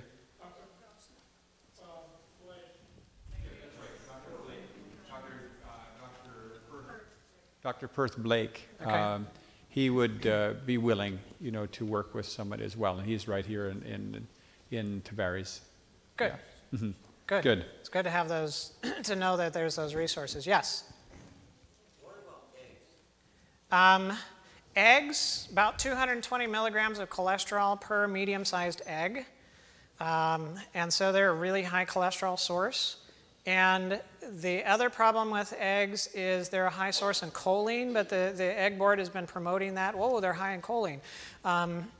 There's a number of studies that have been coming out over the last few years looking at choline and what choline does. When you have high contents of choline in the food, the gut bacteria, you begin to populate the gut bacteria that will feed off of the choline, and the gut bacteria convert the choline into TMA, trimethylamine, and trimethylamine then gets into the bloodstream and converts, a little oxygen gets added to it. Now it's trimethylamine oxide. Trimethylamine oxide is a known both cancer-causing substance, and it's a very potent promoter of the development of plaques in arteries and the development of this arterial process. And And so they've done studies with it. You can give somebody an egg or 2 eggs, and then you can measure TMAO levels in the blood. And you measure it, half an hour after the meal and every hour after that, and you can see it increase, and it stays increased for about 8 hours before it goes back down to baseline levels.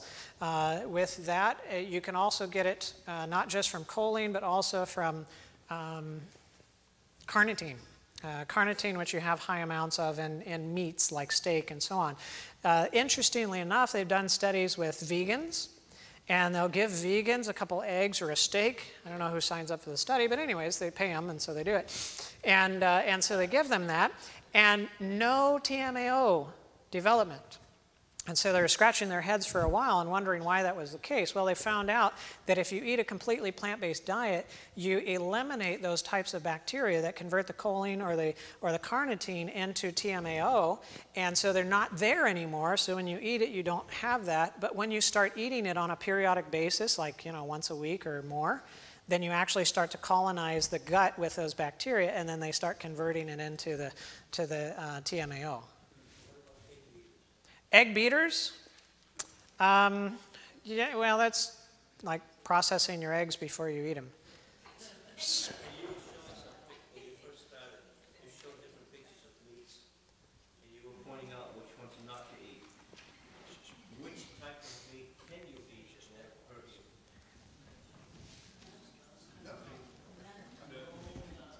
Yes. The type of meat that was never an animal. Yeah, I mean, no, it's true. Now, if you're going to choose amongst meats, like if we have that discussion of, all right, what's the really bad meat, and then what's the next bad meat, and then what's the whatever, and what's the least bad meat?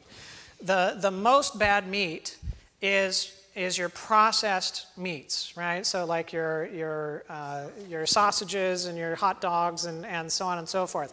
They are listed as Class 1 carcinogens by the World Health Organization.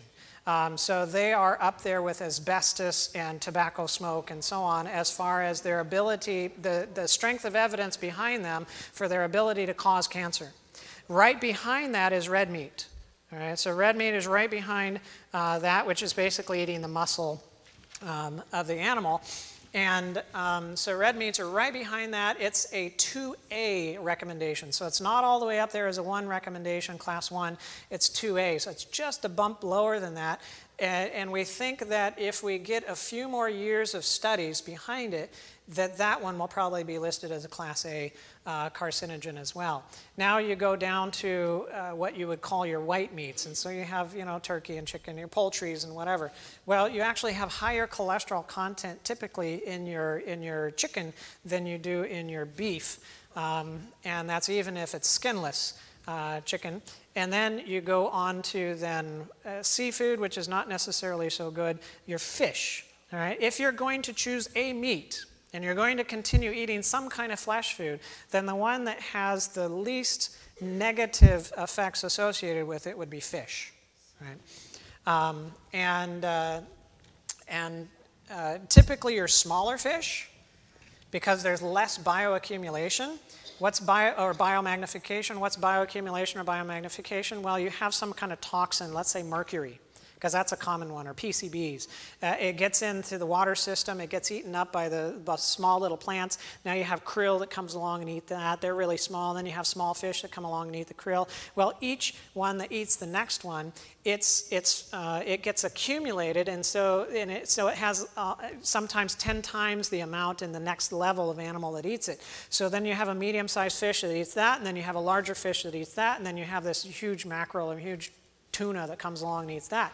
Well, then you eat a slab of that tuna. Well, it has thousands of times the concentration of those toxins in it as opposed to the plants that was originally, that it got into. So your smaller fish, but the real small fish, which is the sardines that you eat, that individuals eat, are not so good. Why? Because they forget to cut out all of the insides. Right, and the processing. So most of your sardines are going to still have the digestive tract and all of that kind of stuff along with it, and so that's not so good. But if you do get the sardines that are, that are cleaned out and so they don't have the digestive tract. Those will probably be your best ones, but it depends on how much salt that they're packing it in and, you know, that kind of stuff. Yes? I want to ask you a question. If you had, as a vegetarian, lacto-ovo-vegetarian, if you had open heart surgery and they put you on, lo and behold, warfarin or Coumadin and said, oh, this is the list of what you can eat. Meat, and you're a vegetarian. Oh, don't eat those broccoli, don't eat that broccoli or spinach or kale or, oh, don't eat that. It's bad for you. What would you do? Okay. What I would do, personally, is I wouldn't go on the Coumadin, because I know other ways to take care of the clotting issues. Stay very well hydrated. Clotting is much more a potential when somebody is dehydrated. If you are, there are things that you can take like raw garlic that has anti-clotting potential associated with it. There's things like nattokinase, passion flower. There's a number of other things that you can use. Vitamin E, evening primrose oil, grape juice.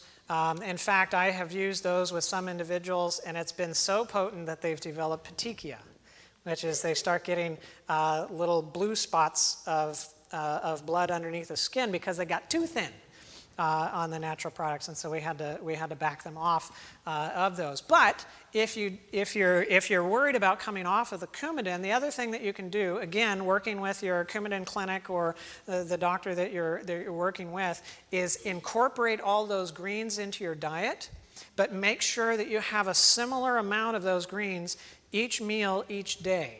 Right? So you have just a set level. So and now you readjust the Coumadin dose compared to the greens that you're having so that you can keep that Coumadin level within that 2 to 3.5 that they want to have it in for you to be therapeutically blood thinned. But at the same time, you're still getting the benefit of having all the phytonutrients with the greens. Any other questions? Yes.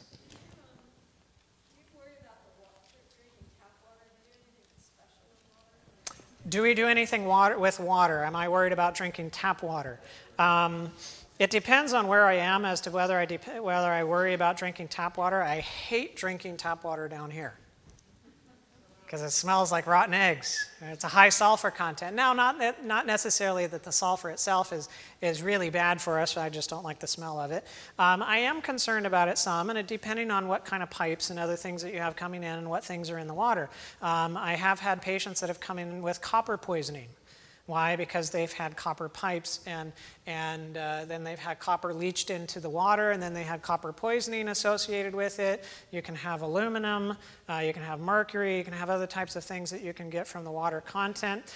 We tend to use filters. And so we have charcoal filters that will run it through that takes care of some stuff. It doesn't take care of everything. You can have ones that will do distillers. And the distillers will pretty much remove everything, and you have pure water from that. Copper pipes are known to cause schizophrenia if you drink it 20 years growing up in a house with them. Copper cookware, I wouldn't recommend it that they're selling now. Same thing, copper molecules. They now know that 80% of prostate cancer is caused nickel deposits from stainless steel. As steel and nickel melted together, the nickel molecules come out when you're boiling or frying in it. You eat that for 40 years, you get nickel deposits in your body.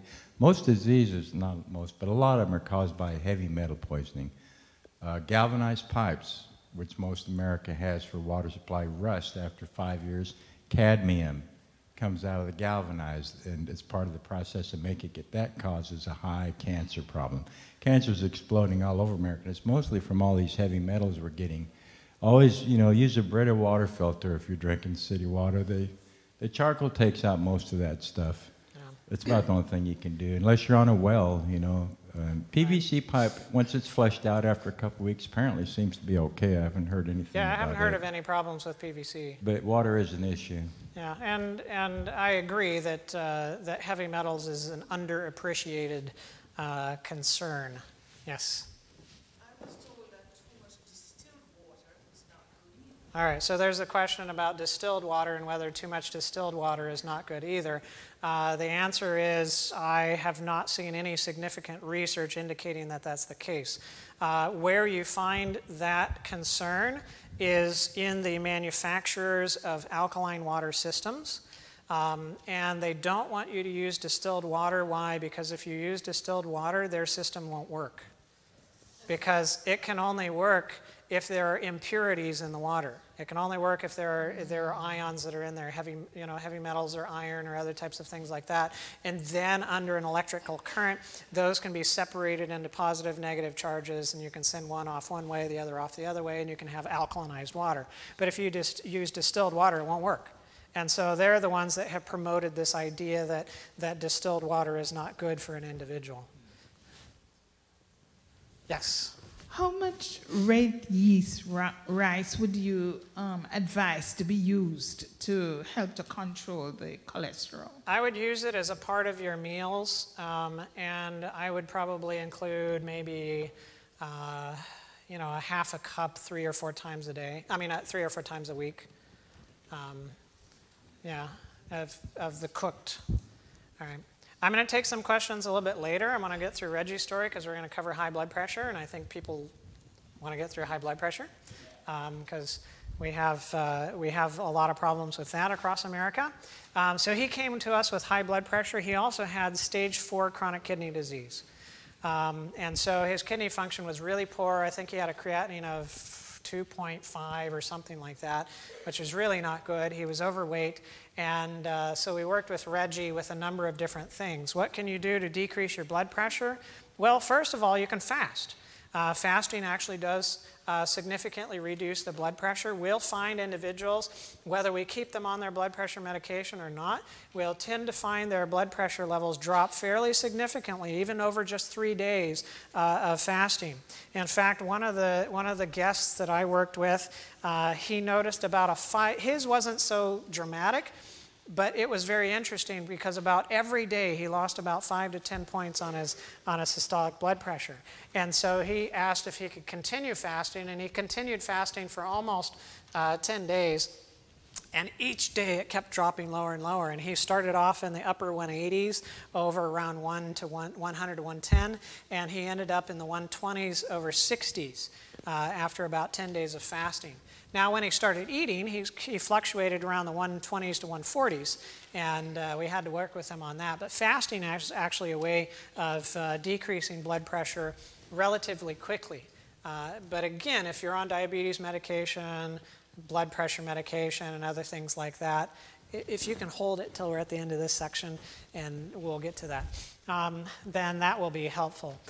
Step 2, you want to eat a low-sodium diet. Right, so cut the salt out for the most part.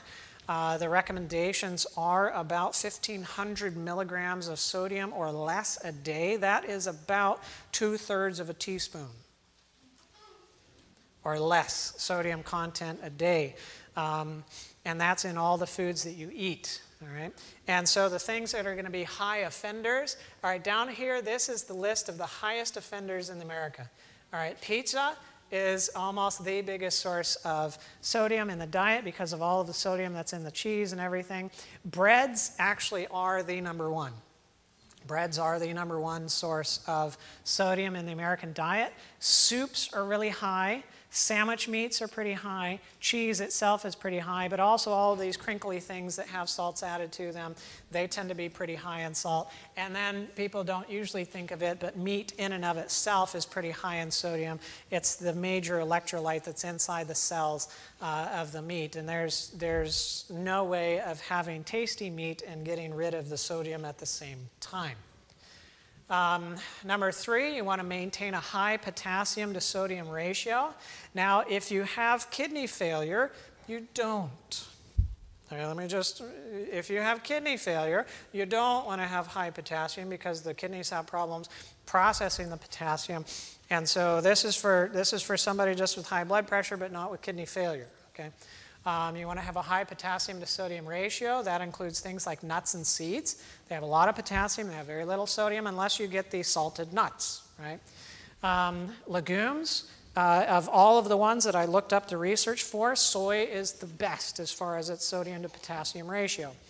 It has lots of sodium, it has very little potassium. I mean, it has lots of potassium, it has very little sodium. Dried fruits tend to be pretty good from this standpoint. Whole grains are pretty good from this standpoint. Just general fruits are as well. Mushrooms, I can't stand mushrooms, but mushrooms, I know. I still can't bring myself to eat mushrooms. Anyways, lamb's quarters, which is this right in here. Of the grains, lamb's quarters have the highest ratio of potassium to sodium. So all of those are good. And then squashes and potatoes tend to have a high potassium to sodium ratio. All right. So those are a number of different things that you can eat. Again, that can help. And potassium tends to cause more vascular relaxation. Sodium causes more vasoconstriction with the hormones that they target. Blood pressure reducing foods. These have studies with them showing that they reduce blood pressure. That includes barley. All right, including more barley in the diet decreases blood pressure. Blonde psyllium, again, probably through its fiber content. Celery.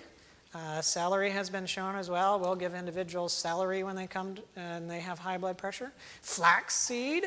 The single food item that has the greatest decrease in blood pressure over time, flax. Freshly ground flaxseed, 2 tablespoons a day. But you got to keep it for a while. It takes about 2 months of taking it regularly before you start seeing the blood pressure decrease. And then by the time you get to 6 months, the effect in one study was as great as blood pressure medication. So that's freshly ground flaxseed, 2 tablespoons a day. Garlic, all right, garlic has been shown to decrease blood pressure, modest, 2 to 3, 4 points or so. But every 2 to 3, 4 points actually saves thousands of individuals. Olives and olive leaf can be helpful. And then the question is, what about the salt in the olives? Well, you can take them out of the can, you can wash them, you can soak them in water for a little while to decrease some of the sodium content. Even then, olives have been shown to decrease blood pressure in consumption. And then wheat bran, again, probably through its insoluble fiber content. There are blood pressure reducing supplements that have been proven as well. Coenzyme Q10 has some effect on decreasing blood pressure. It's involved in the energy production cycle in your mitochondria, in your cells. And it's a very potent antioxidant in the bloodstream. Folic acid, which is vitamin B9. Guar gum and L-arginine, it's an amino acid. And it's a precursor to nitric oxide formation in the endothelium and in the inside lining of the arteries, and nitric oxide is a very potent vasodilator. Niacin, which is, again, vitamin B3, vitamin C, have all been shown to have some effect, some of them modest, other ones a little bit better, as far as their effect on blood pressure. There's studies with each of those. There are blood pressure reducing herbs, not a lot of them that I've seen in the research literature, but hawthorn and hawthorn berry is one of them. Hibiscus is one as well. There's actually a number of studies looking at hibiscus and its ability to help to decrease blood pressure. But hibiscus is a very acidic tea. And so if you're using hibiscus tea, you want to rinse out your mouth with water afterwards, or it starts eating away at the enamel. So you're going to watch out for that. And then olive leaf is another one that has studies showing that it helps to decrease blood pressure. So the olives themselves and the olive leaf tends to be beneficial. You want to avoid caffeine, alcohol, and tobacco. All right, all of those have been shown in the long run to affect blood pressure. Caffeine, of course, and tobacco are both stimulants, and they both cause vasoconstriction, increased blood flow, increased blood pressure, increased heart rate. And then alcohol, while it has an initial sedative effect when one consumes alcohol on a regular basis, then there is more and more blood pressure associated with its use. Losing weight, that's a very significant one as well. There's a hormone that the fat cells produce called leptin, and that leptin travels to a place in the brain called the hypothalamus that controls your fight or flight response. And that fight or flight response, one of its effects is to cause the blood vessels to constrict down so that your blood pressure goes up so you can keep blood going to your head while you're running away from the pack of dogs. Right? Well, that effect is good when you're running away from the pack of dogs, but if you're done running away from the pack of dogs and you're sitting down and doing whatever, you don't want that effect anymore. Well, the fat tissue produces that hormone, which then impacts that area of the brain and continues to cause the blood pressure to be high. And so when you lose weight and the fat tissue goes, then your blood pressure comes down. Stay well hydrated. That's very important for the good flow of water through the system. Probably not that much, right? Unless that is your weekly intake, that might be okay, but that would not be good for daily intake. Get your good sunshine, vitamin D.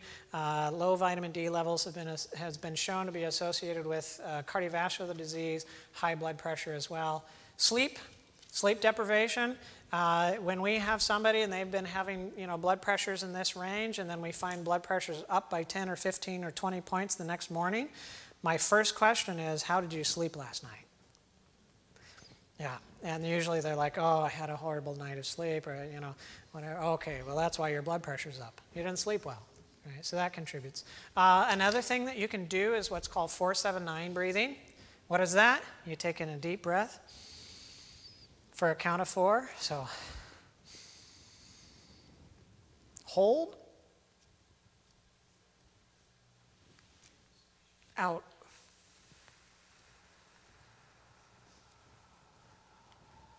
in, hold, out,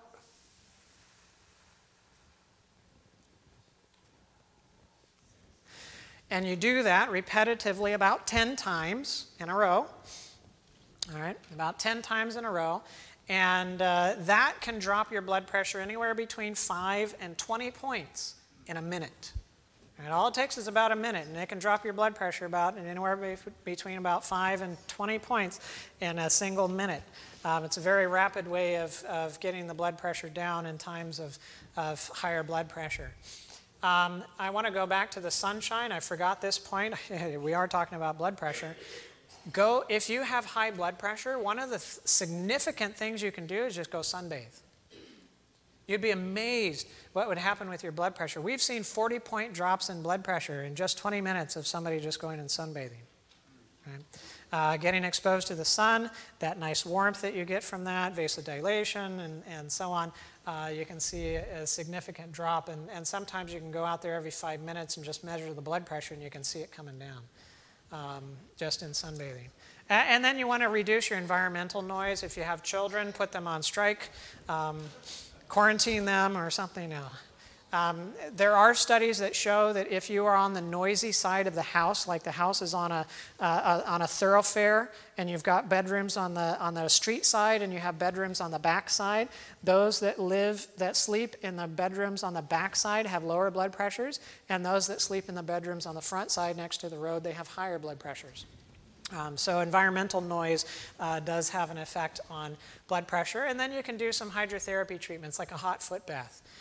What is that? Well, if you have bad diabetes, don't do this. If you have blood clots in your legs, don't do this. If you have really bad blood flow in your legs, don't do this either. But for the most of the population, all you have to do is sit on the edge of the tub, fill it up until the water is above your ankles, and make it relatively warm, 103, 110 or so degrees. If you're really healthy, you can turn your feet into lobsters, just don't burn them, and just sit there for about 20 minutes, and that hot foot bath will help to decrease your blood pressure. Again, sometimes 10, 20 points. We've seen sometimes around 25 to 30 points that it may do. In individuals. Or if you don't want to do that, just drop into the bath. Right? A nice warm bath will actually decrease the blood pressure. Don't make it too hot. If it's too hot, then you jump into it. Your initial response is vasoconstriction. Blood pressure goes up for the first 1 to 3 minutes or so, and then starts coming back down. So if you make it a nice warm bath and something easy to ease into, then your blood pressure tends to go down. And then, of course, you want to eliminate your stress. Right? And what's the best way of eliminating your stress? A trusting relationship with Christ, where he's in charge, and you know you can leave things in his plate, he'll take care of it, you're in his hands, and you don't have to worry about all of that stuff, right? That's the greatest stress reliever, and that will help with your blood pressure. So what happened to Reggie? Well, he was a bit frustrated because he got to the end of his 17-day session and his blood pressures was still high. They were still high. Everything we tried, his blood pressure was still high. His kidney function was a little bit worse at the end of the session than it was at the beginning. And so he was a bit discouraged from that. We told him to just continue with the plan. Just continue doing the good stuff, and let's wait and see what's going to happen. It took about 4 months, and his blood pressure was back to normal. Right? But it took about 4 months, and his blood pressure was finally back to normal, and he was off medications. And it had come down, so he had to be pretty strict with it. And it was about 6 to 8 months, and his kidney function was completely back to normal. Yeah. And so that was a really good turnaround with Reggie. Let's skip congestive heart failure. Anyways, congestive heart failure can turn around as well. That was Mary's story. She went from not being able to walk from her living room to her car in her garage without getting really short of breath, and 10 minutes to catch her breath before she could go drive off wherever she needed to go. And after about 4 weeks of being at Uchee Pines, she was walking about 2 miles a day. All right, all around campus and back to the Lifestyle Center and exploring all of these different pathways. So she did really good.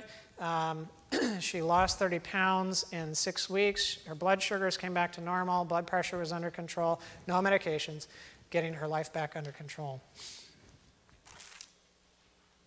Fibro, yeah, that can turn around as well. And there's all of the same factors that we've been talking about. We've seen fibromyalgia turn around. With Jackie, well, she was having problems by the end of the session. Things were getting a little bit better. I called her 4 to 5 months later, and she had bad insomnia. Now she was sleeping like a baby. She had all sorts of pain all over her body with the fibromyalgia, and she had chronic fatigue. No more pain. Chronic fatigue was gone. She had lost 60 pounds.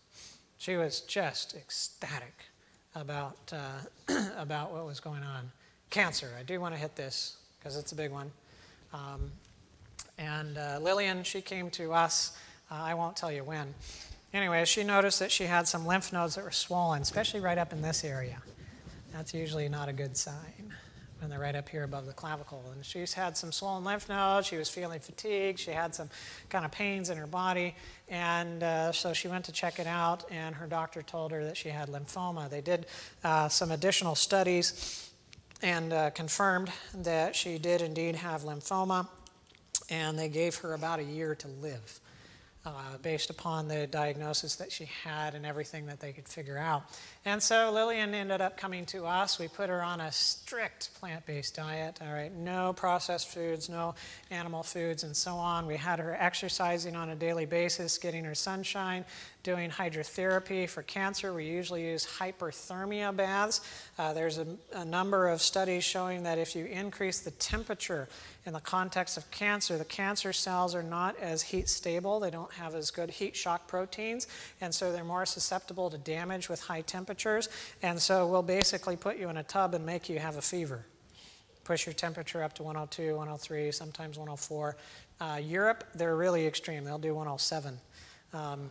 And some pretty significant results with it. But anyways, doing the hydrotherapy, some cancer limiting herbs, regularity in the schedule, trusting in God, and so on. And strict adherence is the key, right? Those who do the best are the ones that stick to the program the closest. Right? That's the one factor that I found that's the most consistent, is the consistency, right? We know for cancer, fruits and vegetables protect against a number of cancers. The plant phytochemicals help to regulate hormones. They slow cancer growth. They reduce inflammation and oxidative damage. Cruciferous vegetables, which are these guys, your cabbage and cauliflower and broccoli and kohlrabi and Brussels sprouts and so on, they help to decrease mouth, pharynx, voice box, esophageal, and stomach cancers. They help regulate the body's enzymes that defend against cancer. They stop some cancer cell growth. And again, there are all studies associated with these. Tomatoes and lycopene, pink grapefruit, watermelon, apricots as well. They help with lung, stomach, prostate, colon, mouth, and esophageal cancers. But don't just take the supplements. They tried doing that. The Harvard Health Professional study found out that more tomato product intake, less prostate cancer. So they did an experimental study where they gave them lycopene supplements, and another group that had the sugar pill, the placebo, and they stopped the study about 2.5 years into it. Why? The placebo group had less cancer, and the experimental group with the lycopene had more prostate cancer. It's not just the lycopene, it's all of the thousands of phytonutrients that go together in the way God packaged it. Soy? Oh, you mean soy? What about soy and cancer? No. Breast and ovarian cancer? Yes. There are studies, in fact, just this week, I was I was doing some of my continuing medical education, and I was listening to a 1-hour presentation on soy and the research of soy and soy associated with cancer and breast cancer and so on and so forth. It is fairly conclusive in the research literature that to a degree, the more soy intake that you have, the less risk you have of developing breast cancer and the greater chance you have of surviving it. All right, there are studies with breast cancer, individuals that do have breast cancer, and those that intake more soy while they have breast cancer, they survive their breast cancer better and longer and have less complications associated with it than those that have lower soy intake. Yeah, I don't have time to go into all of that. There's a whole hour discussion that we can have. The vegetable group that has the strongest effect on cancer is your allium vegetables. Garlic is the #1 as far as cancer is concerned. They did a study looking at a number of 25 different vegetables, their effect on 9 different cancers. Garlic was #1 in all except one cancer line, and in that one cancer line it was #2. And #2 in most of the series, and #1 in that one where garlic wasn't, leeks. All right, so this group, the allium vegetables, the garlics, onion, leek, chives, scallions, and so on, they're the strongest vegetable group when it comes to anti-cancer potential.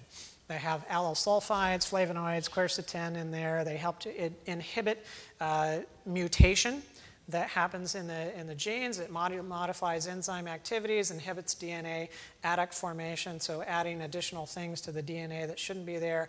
They scavenge free radicals. They affect cell proliferation and growth. A lot of good stuff. Highly refined foods, your meats, including fish. There's studies with that as well. Flesh and dairy, all right, and your fried foods, all of those. What do they have in common? Well, they produce oxygen-free radicals. And oxygen-free radical damage, these are little molecules that are unstable based upon their charge. And when they get into the system, if they get close to the DNA, they can then damage the DNA and lead to breaks in the DNA and mutations and so on, and be a cause of cancer. So eat a whole plant foods diet. Eat raw or fresh, more of it than you usually do. Eat a variety of colors. You want to avoid the animal foods, dairy, eggs, processed carbohydrates, sugars, high-fat foods, especially if you've got cancer and you want to live, right? These are really important. All the cancer societies are telling you limit your animal food intake. Eat lots of fruits and vegetables. Why? Because it's just overwhelming evidence. Exercise, so increased physical activity, has been shown to decrease the risk of developing colon cancer, breast cancer, uterine cancer, lung cancer, pancreatic cancer, and prostate cancer. And those are the results, right? How much reduction in risk of developing each of those. Lung, we don't have a percentage on that one. And if you already have cancer, physical activity helps to increase your survival or decrease your complications associated with it. And we see that you can increase your survival by 26 to 40% by increasing physical activity in individuals with breast cancer. You want to watch your sunshine exposure. Again, no burning. You don't want to turn into brown leather either, right?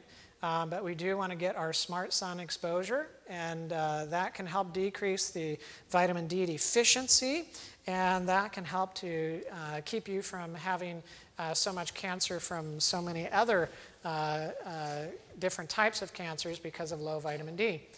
Tobacco, of course, 30% of all cancer deaths in the US, 80% of lung cancer deaths, and all sorts of cancers everywhere in other places associated with cancer.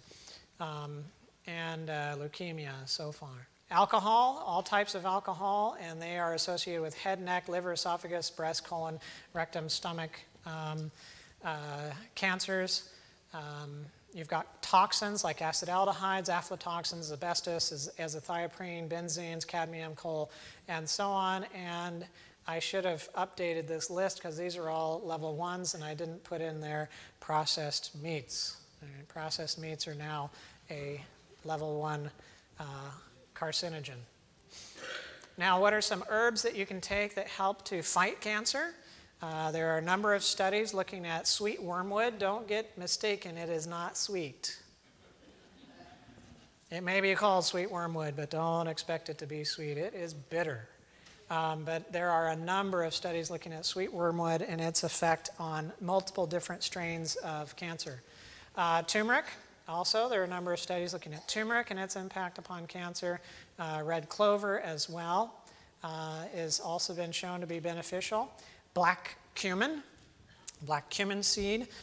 You would treat this kind of like flaxseed. You'd want to grind it first before you eat it. And typically the studies are using the amount of about a teaspoon a day. And its effect on multiple different cancer cell lines as well. Aloe also has anti-cancer properties. Some people love aloe, other people tolerate aloe.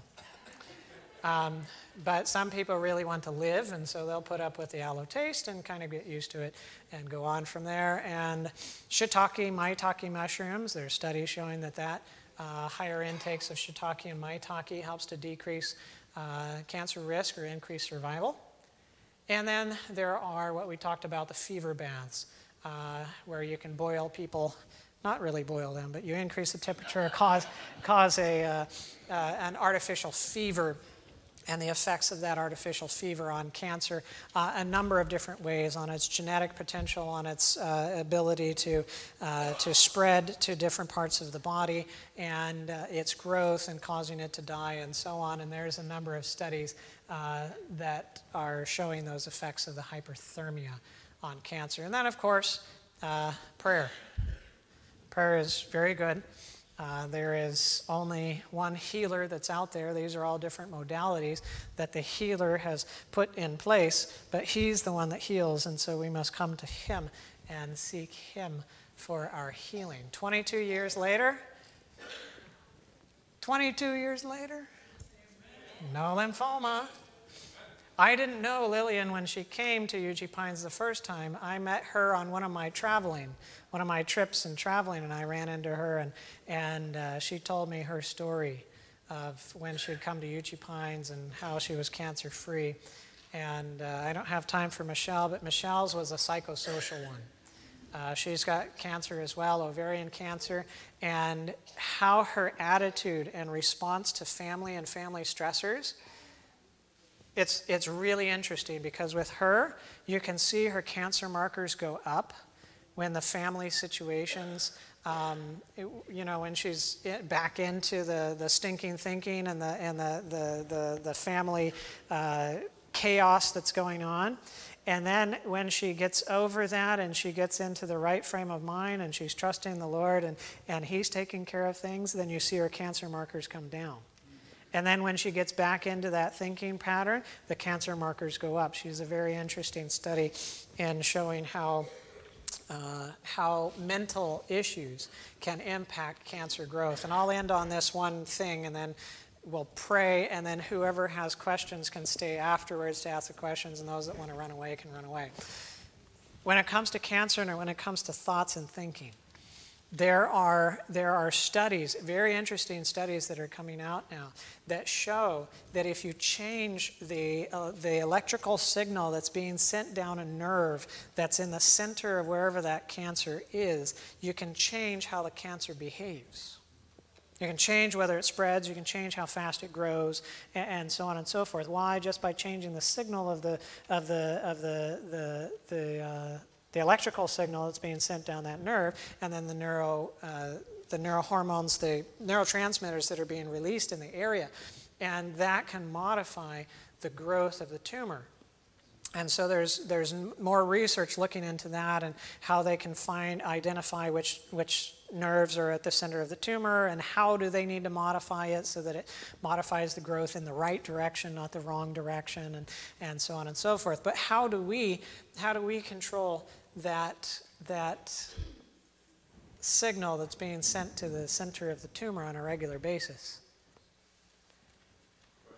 It's by how we think, right? And our attitudes and our responses, right? That's how we control it on a regular basis. We're not thinking about, okay, well, let me start a tumor here, let me call cancer growth there, and other things like that. No, but we're responding to stressors, and we're frustrated with others, and we feel like we're out of control, or nobody loves me, or whatever. But all of those things do and can have an impact directly. And in the majority of patients that I deal with at UC Pines that have cancer, I can identify a significant stressor, a significant loss in their life within a year to a few years before they developed that cancer. All right, so those factors are those are key. They're very strong ones. And there's a whole other series that I do that's like 12 hours that goes into all of that, and how do you reverse all of that, and the cross that we talked about earlier today as part of that presentation. But I'm going to pray at this point.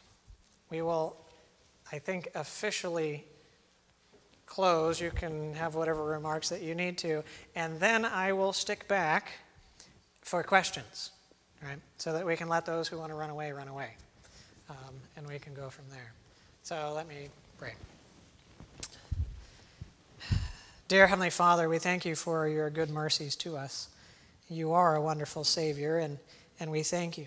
And we thank you that you've given us such simple things to help us to regain health at times when we've lost it, to maintain health if we've had it.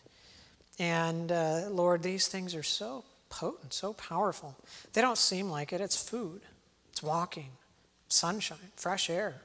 Well, how powerful is that? Well, when we really use them in the way that you had intended, they are very powerful. And you are a very powerful God, and you can bring about healing in the life of your children. And so as we understand these things, Lord, we ask for you to help us to apply these things in our lives, that we may experience the freedom from disease and pain and debility and so on that you had intended for us initially. And so work abundantly, mightily in our lives, we pray, and we thank you for doing so. In Jesus' name, amen. All right. Pastor, did you need anything up front or no?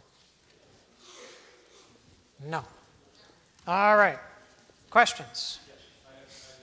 Oh, yeah, sorry. I just needed to grab a Bible. Okay. I think the interesting thing is that, first of all, we want to really thank Dr. Sandoval. I think that number one, we want to thank Dr. Sandoval. Do not go before you give me that little paper. Have everyone had a chance to fill out the little paper? Please fill it out because we want to communicate with you. Can we have a couple of people pick up the papers? Paul, could you, if you could pass the papers to the end, and then Paul, could you pick them up right now? Pick up the papers. Just pass them down. We want to continue to communicate with you. The other interesting thing is, if you go to Genesis 1:29, you will find God's original diet, original lifestyle was in the Garden of Eden. And Genesis 1:29, tells us that nuts, grains, fruits were God's original lifestyle, original diet. It's really interesting when we go, and then vegetables were added after sin came in. It's really powerful when you think about it, that as we apply those natural principles, God's original plan, the body starts to heal again. And it's really powerful. Secondly, the Bible says in John, 3 John, wish above all things that thou mayest prosper, thou mayest be in health and prosper as thy soul prospers.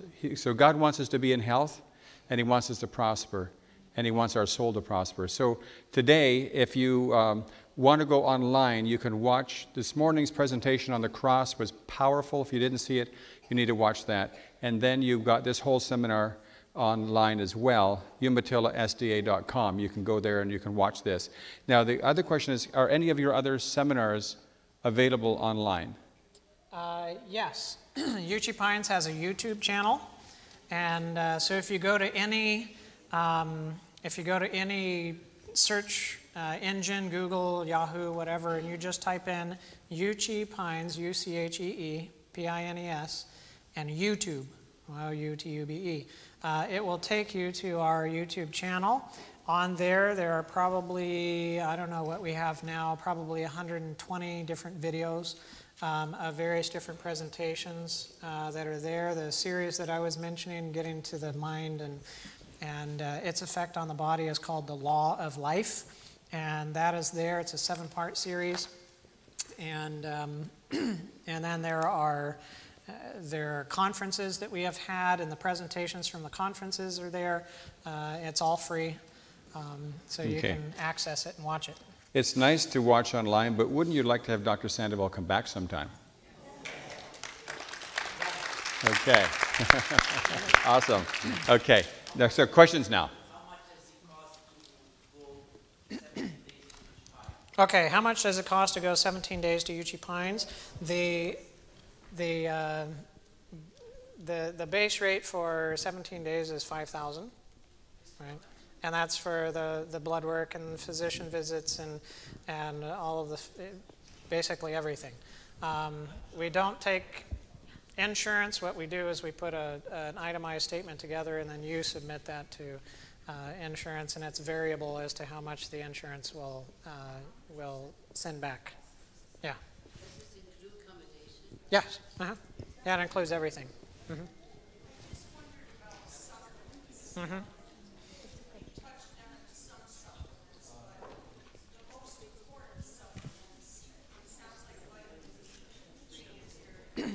Mm-hmm.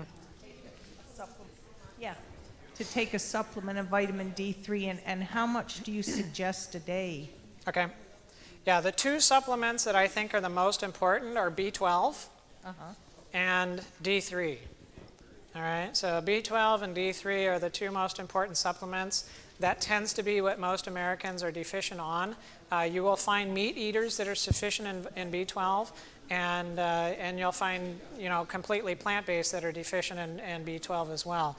And so from a B12 standpoint, I'll get to the D3, that from the B12 standpoint, it's a water-soluble vitamin, and so whatever's on the bottle, take one a day. You're going to get rid of the extra. You'll notice that you're taking it because the urine turns nice and bright yellow. And you'll urinate out the extra. And if you do blood work and your levels are high, when you do the blood work, that's okay. It's still a water-soluble vitamin. I've never seen any problems associated with having a high B12 level.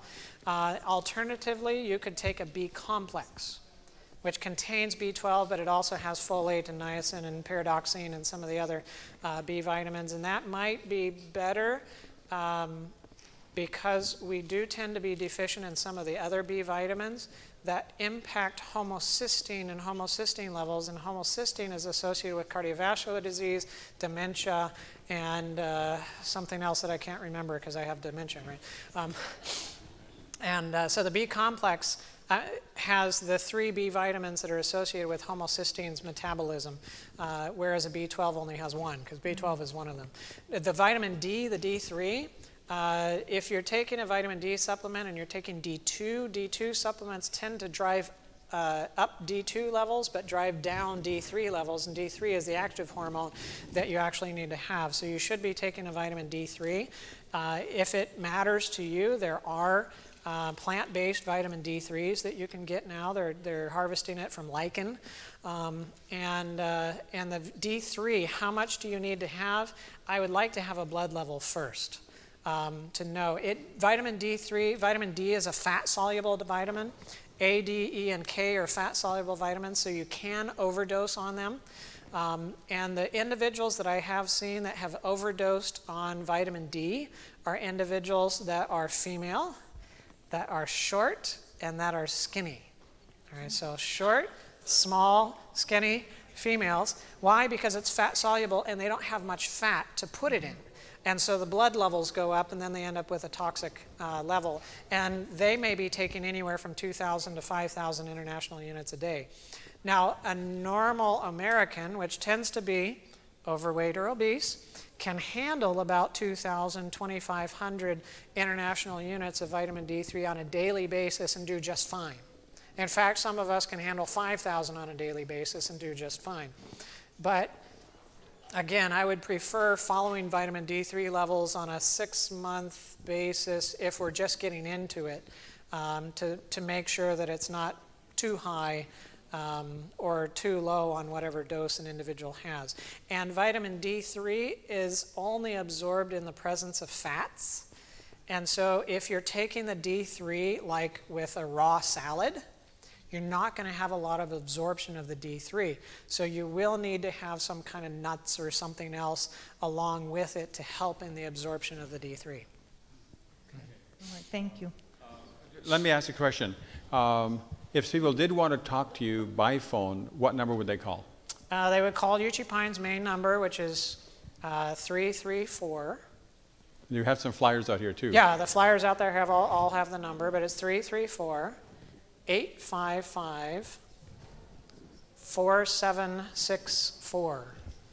It's 334-855-4764. And I had this on a later slide, but I didn't get to the end of the presentation. Okay. Needed to. So they can call and they would talk to somebody, and you say they want to make a. Okay.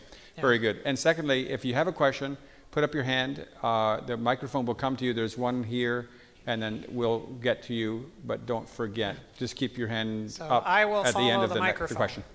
Yes. Charcoal. So we'll get you after him. Okay. Yes. Yeah. Is this on? Yeah, it's on. Yeah, charcoal. You mentioned charcoal in your presentation. It's a very potent thing, isn't it? Because I was taking a certain medication, and I went on a charcoal cleanse, and it knocked out my medication and caused me I had a seizure. That's how potent the charcoal. Got to be careful, haven't we? Right. Yes. With charcoal, if you are on medication and you're taking charcoal at the same time, what you want to do is you want to offset the charcoal and the medication by at least 2 hours. So, you don't want to be taking the charcoal around the time that you take your medication. But even then, the charcoal is potent enough that it can pull some of that medication out through the bowel into the digestive tract and decrease the amount of medication that you're actually having circulate through the bloodstream. Yeah, we have a water purification system at home, quite a large one. And he came and redid it the other day, and I noticed they put a great big bag of charcoal in there. And now, does that work in a different way? It doesn't. Yeah, that's okay.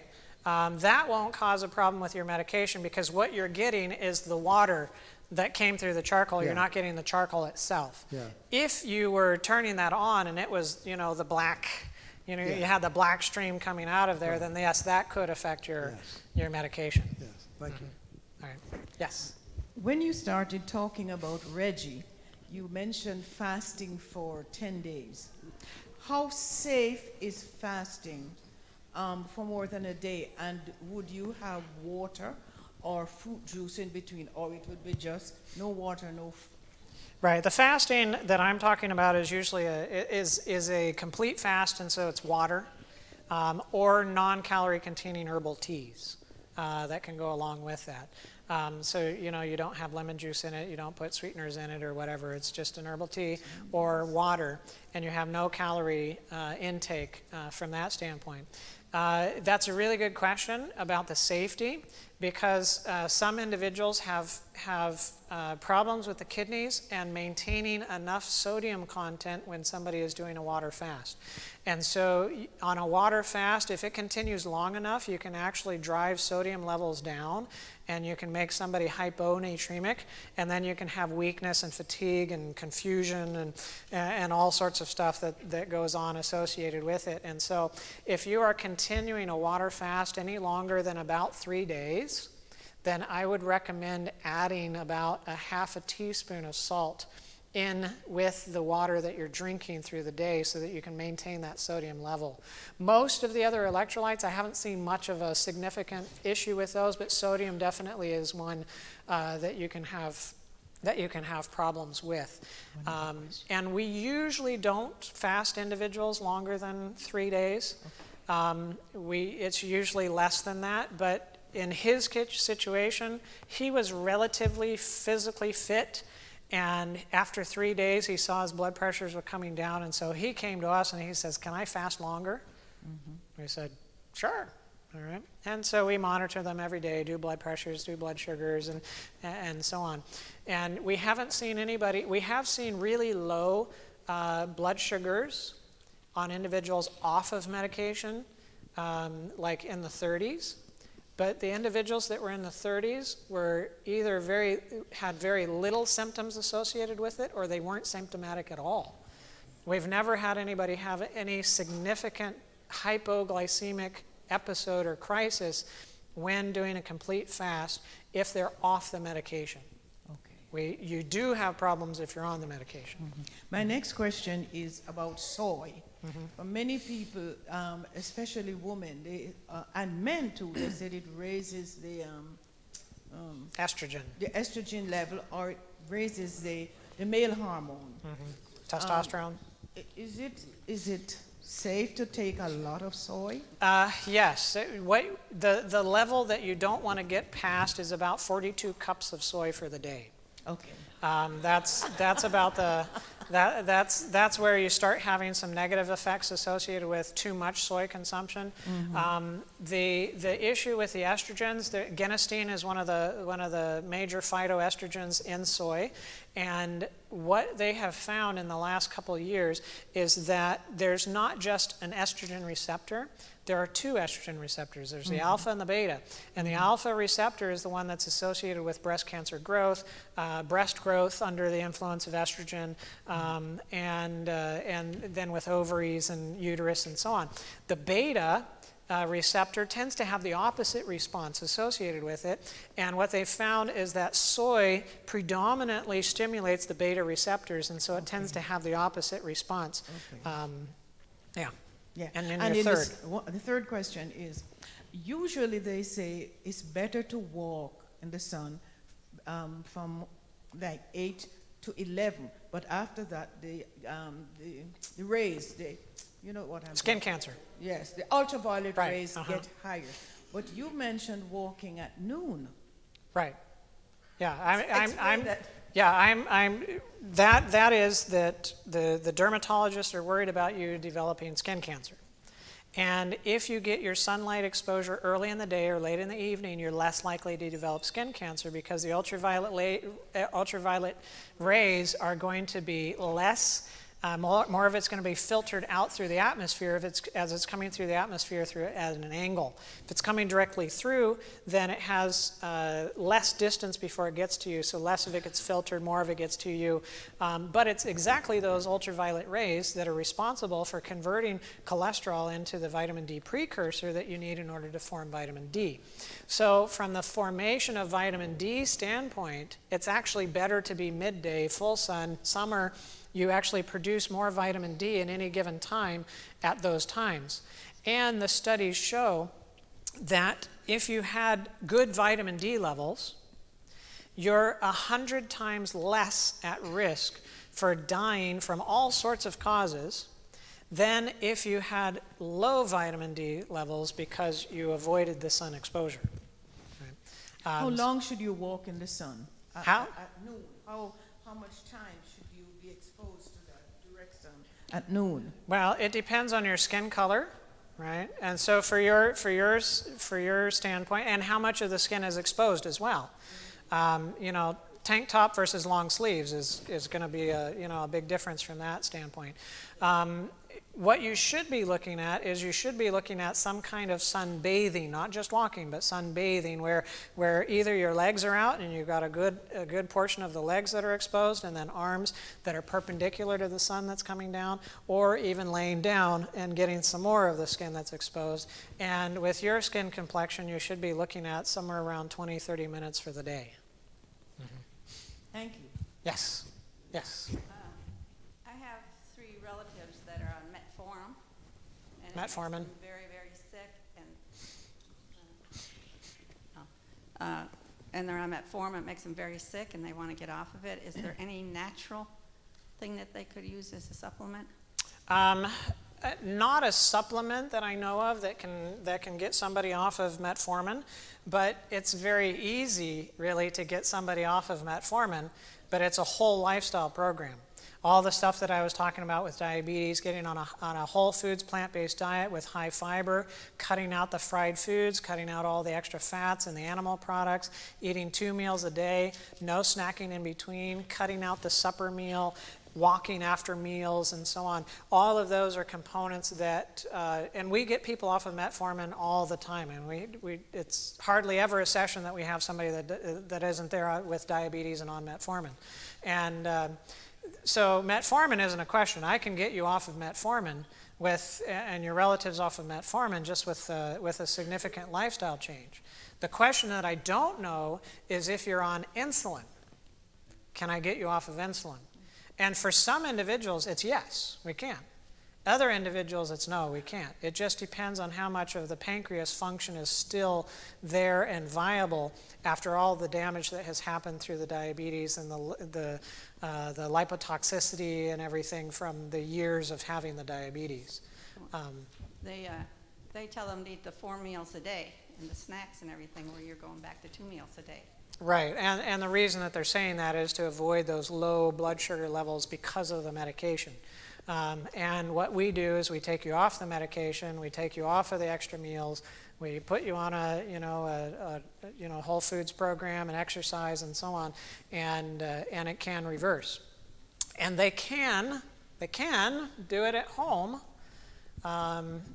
But there needs to be some medical oversight helping them if they're measuring their blood sugars, checking in with somebody, and and working with things from that standpoint. And so the pastor was mentioning a number of different physicians in this area that might be able to help them out with that locally. Or if they don't think that they can do it there and they want to come to UG Pines for a session and learn how to put it all together, then they can do that as well. Yeah, I'm going to ask you a question about CoQ10. You showed a bottle of it. Is there a difference in CoQ10 in their consistency and their helping or not helping? Some brands said they're better than others, and others said they're better than others. Yeah.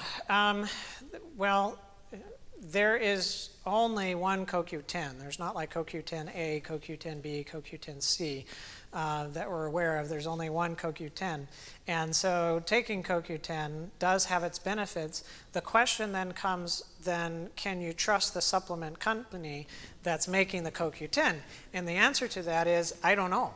Yeah. Okay. I don't know if you can, because there was a study that came out this year that was looking at 40 supplemental products, and they were looking at I think it was 20 or 25 different brands that were making these supplemental products, and they looked at 2 or 3 different ones in the line.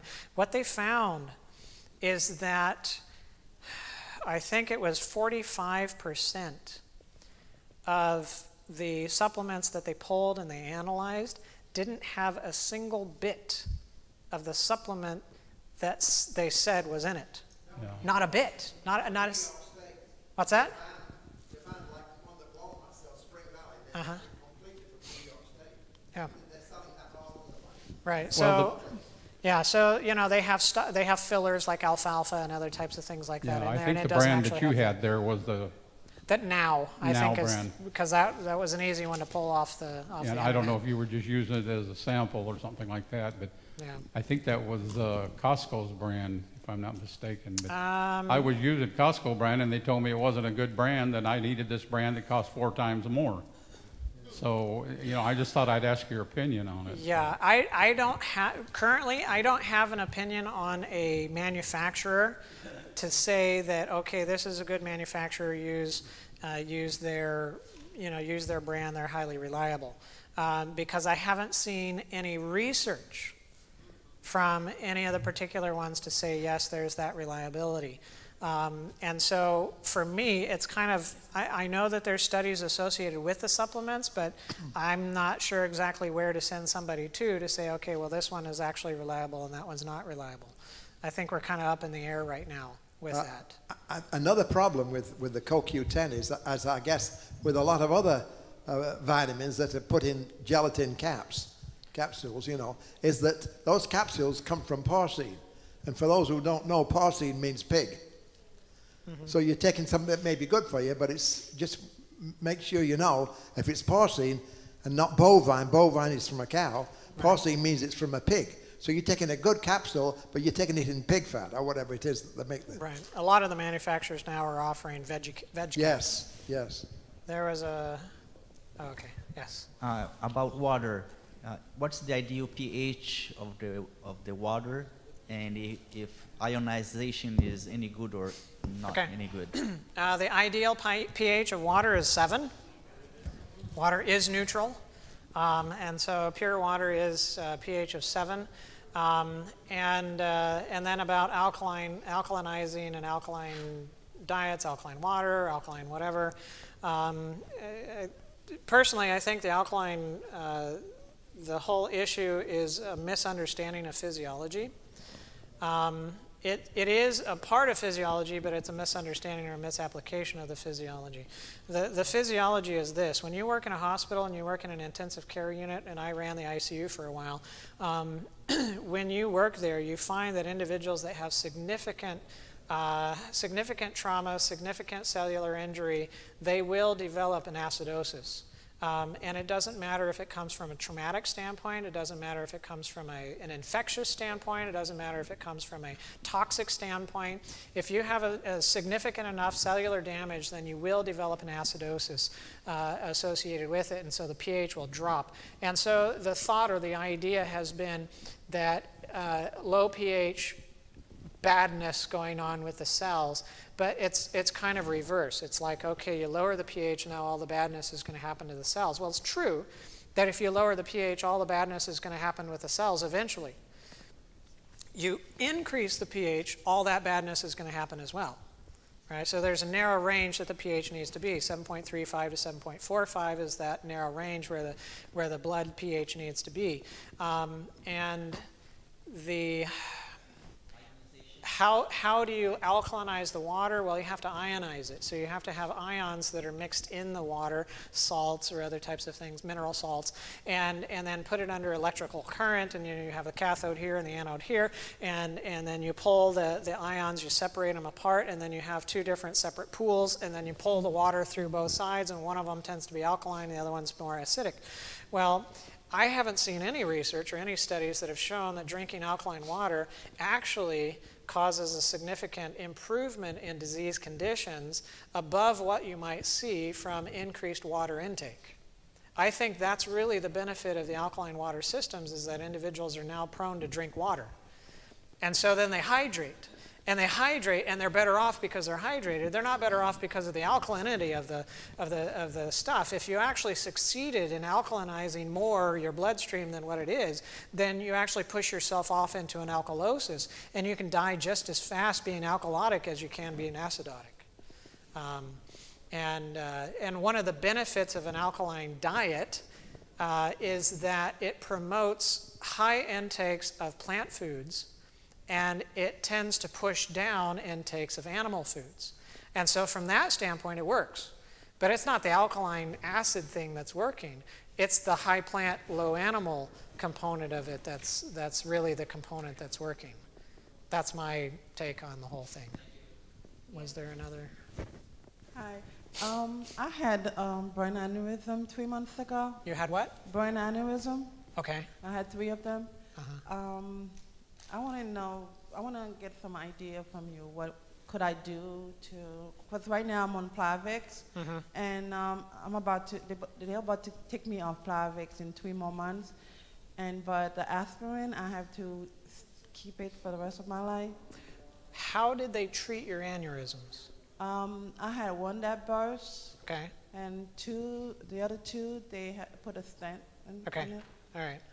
All right. So it's the stent. That's why you have the aspirin, and that's why you have the Plavix, is because of the stent that's in there, and it may be a drug-eluting stent. That gets kind of tricky because with the stents in place and them being where the blood runs through, there is an increased likelihood of forming blood clots where those stents are at, and that's why they have you on the aspirin and Plavix. Otherwise, they wouldn't have you on aspirin and Plavix for the aneurysm, because heaven forbid you're on aspirin and the thing blows, and now you have a hard time trying to get the bleeding to stop and whatever. It's because of the stent that they have that, and there is a risk for that stent clotting and having complications associated with that. So I would say write out the Plavix for the next 3 months. And then as far as the aspirin is concerned, that's a tough one. I would really have a sit down with your cardiologist or the vascular surgeon, whoever it was that that you're seeing for follow-up on the aspirin, and I would say, you know what, I really don't want to be on this the rest of my life. Can you give me the numbers of what my risk is if I stop the aspirin and I don't take it? What's my risk every year or so on of being off the aspirin, of having some kind of significant, clot or whatever happen with that area? I want the numbers so I can look at it myself and make an intelligent decision. There are other things that you can do for natural blood thinning. Again, like I said, vitamin E helps out with that. Evening primrose oil helps out with that. Raw garlic can help out with that. Grape juice helps out with that. There's a fermented soy product called nattokinase that has some studies showing that it helps to decrease clotting. So there's a number of other ways that you can, other things that are maybe more natural than the aspirin that you can use. But those are, just like aspirin, those are difficult to monitor. And how the thinning process is doing, because we really don't have blood studies to look at it and say, oh, okay, whoa, too much garlic, or not enough, Yeah. Yeah. We've got one question here and then here. I just wondered dosage on CoQ10. The dosage on CoQ10 is 200 to 400. Is it milligrams or micrograms? Micrograms. Milligrams. I usually mix up CoQ10 and pycnogenol. I mean, not pycnogenol. Chromium picolinate. One of them is in milligrams and the other one's in micrograms. But it's 200 to 400 milligrams or micrograms on a daily basis, typically. What about cinnamon capsules for preventing diabetes? Cinnamon? Oh, yeah, and I didn't have cinnamon on there, did I?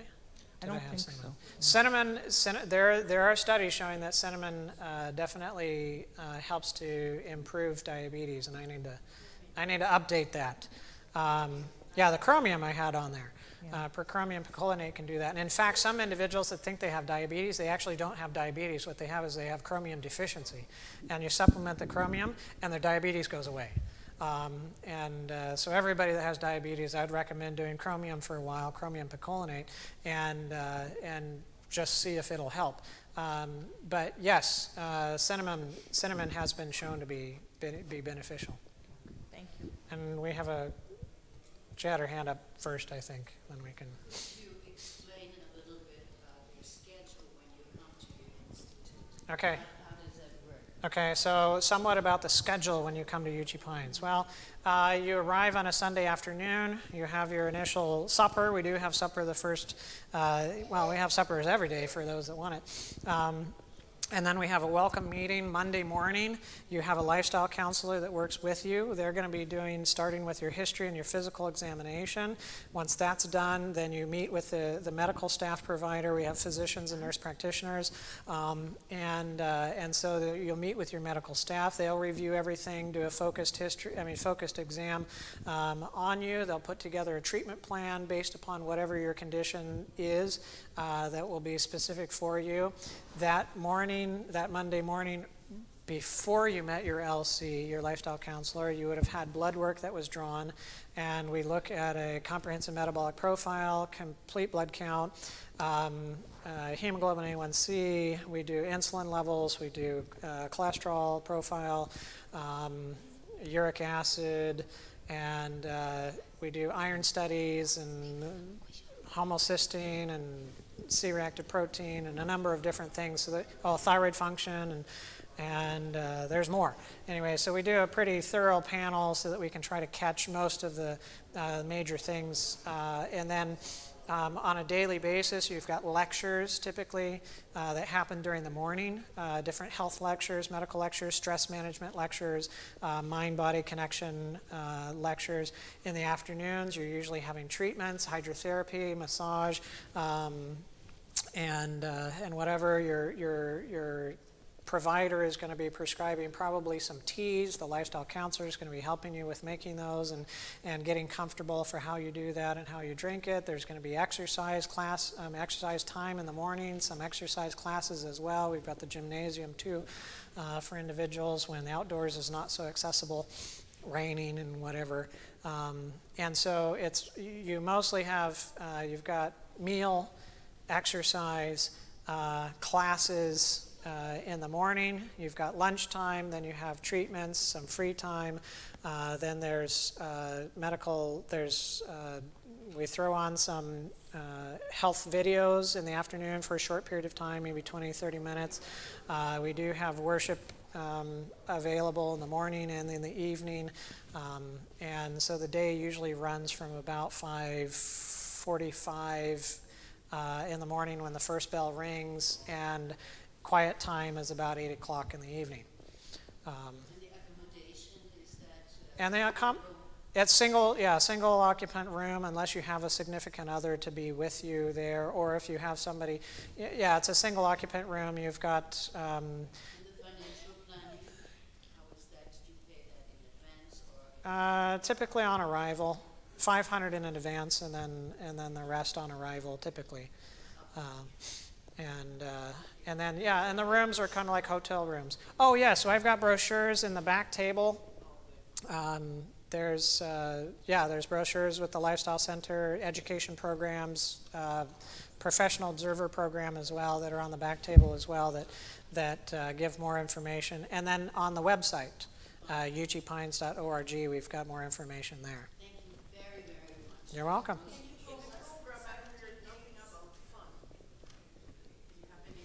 Sorry, I got multiple. Fun. Yes, I've heard nothing about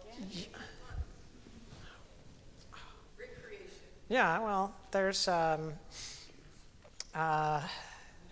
don't know, it depends on what group you get into. I mean, the LCs are pretty fun, and some of the groups that get together have quite a bit of fun amongst themselves, but it's a really busy program, it is. And one of the comments that individuals make when they come to the program is they thought, wow, I thought I was going to have more free time than this when I came. But it's pretty full because what we want to do is we want to teach you how to live in 17 days. And that's kind of hard to do. So we got to pack it in, and we want to get the bread making class in there. Plus, we also want to get the breakfast class in there, and we also want to get the dairy substitute class in there, and we also want to get the nutrition lectures and so on. So we pack it pretty full from that standpoint. Microphone. Yes. Thank you. I understand that someone told me most soybeans have the HMO. Well, what about HMO situation? GMO. Yes. Most of the soy products, 96% of the United States are GMO. And the research that includes GMO soy in the diet still shows benefit. Still shows benefit. Yeah. In the back. Thank you. I read somewhere that cholesterol is more of an internal process in the liver as opposed to what you fuel yourself with, or, excuse me, raised cholesterol or cholesterol issues I speak of. Yeah, every cell of your body produces cholesterol because cholesterol is necessary for life. The liver produces more compared to some of the other tissues. You're around 20% or so of your cholesterol production is in the liver. A 150, 155 pound male will typically produce about 1 gram or 1,000 milligrams of cholesterol on a daily basis. And so unless you're eating 4 eggs a day, or you're eating like 2 eggs and a steak or whatever, then you're going to produce for yourself more cholesterol than you take in your diet. But your cells produce what you need. And there's absolutely no need for cholesterol from an external source because the cells are creating that themselves. And so when you do have it from an external source, that just increases on top of what the body is also producing itself. Now there are some regulatory mechanisms, so if you have a lot of dietary cholesterol, you can decrease the amount that the body itself produces. But there's a limit to that regulation, and you can also regulate how much of the cholesterol gets absorbed. Typically about 50% gets absorbed. You can absorb up to about 75% or lower to about 25%. So the body can kind of manipulate the absorption and the production of cholesterol. And so some individuals might be eating a lot of cholesterol, but they have a lot of leeway. And so you measure their cholesterol levels, and their cholesterol levels are fine. You know, other individuals, they're not eating any cholesterol and their cholesterol levels are high. Why? The body's not able to manipulate like that and process well. And you're not going to know that until you actually measure the blood cholesterol levels. But nobody needs cholesterol from a dietary standpoint because the cells themselves produce all that the body needs. Yeah. I have 2 questions. I have a question on... Yes, go ahead. I have a question on hydrogen peroxide food grade. Okay. You know anything about it, and if you're using it over there? And my second question is on natural hormones. Okay. So hydrogen peroxide, food grade hydrogen peroxide. The hydrogen peroxide that you use at home tends to be between 1% and 3%. Food grade hydrogen peroxide is around 35%. So it's much higher percentage of hydrogen peroxide in the water. And so there's a lot more of the fizzy capacity associated with it. Hydrogen peroxide is H2O2 rather than water, which is H2O. And that extra O that's in there creates a very unstable molecule. In fact, some of the cells produce hydrogen peroxide to dump into little vesicles that they will use to actually get bacteria and other things in there, so that once it gets in that little vesicle, it destroys it. Right? So hydrogen peroxide is a very potent oxygen-free radical. It causes oxygen-free radical damage. And like if you have a cut or whatever and you put the hydrogen peroxide and you keep putting it on there and the tissue eventually turns white, well, you killed the bad stuff and you killed the good stuff at the same time, because it will kill both. Now, you drink it, it'll do the same thing. It'll kill the cells of the digestive tract while it's going down and while it's fizzing, and every place that it comes into contact, yeah, I wouldn't do it. And then there's some practitioners that I know of that will actually inject hydrogen peroxide in the veins in an attempt to increase the oxygen content of the blood or other things like that. All you're doing is killing the cells and everything that it comes into contact with. And it's not something that we use. In fact, it's not even recommended in using in wounds anymore because they show that it delays the healing of wounds in using the hydrogen peroxide. So clean your sinks and other things like that with it, but don't use it internally. Now, as far as natural hormones are concerned, I don't have a lot of personal experience in using natural hormones. And so I'm not going to be able to comment intelligently on that question. It's a good question, but I just don't have a lot of experience with it. We find that we can fix most things with the diet and other things rather than having to add in other hormones and stuff. Thank you. Yeah. I just have a hydrogen peroxide question. Yes. There was a time when we would do fever baths, and we would put that hydrogen, the food grade hydrogen peroxide in that water. Are you saying that's not good? I don't see a need for it. I don't see the benefit that it actually gives to you for doing it. I mean, maybe by doing that you kill some more of the skin bacteria, the bacteria that normally are on the skin. That may be an effect associated with putting the food grade hydrogen peroxide in the fever bath. If it actually gets internalized, gets past the skin layer, then you're going to have cellular damage associated with it. I'm not convinced that the skin bacteria are actually bad. They tend to do us good.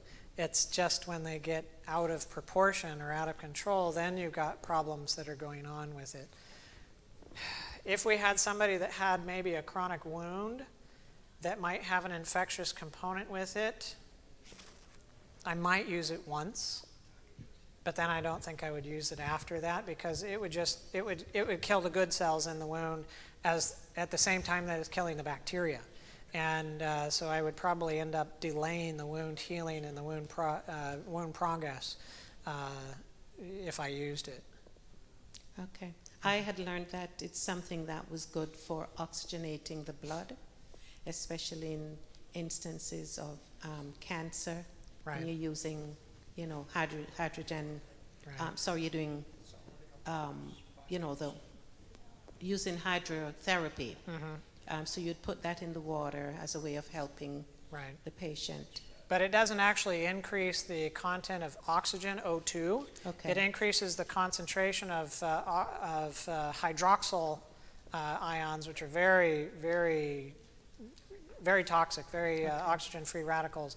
And in fact, the cells have a defense mechanism against hydrogen peroxide, and that is superoxide dismutase. It's an enzyme that is there to try to handle this hydrogen peroxide problem that gets developed because of cellular metabolism, so that the cells don't get destroyed by it.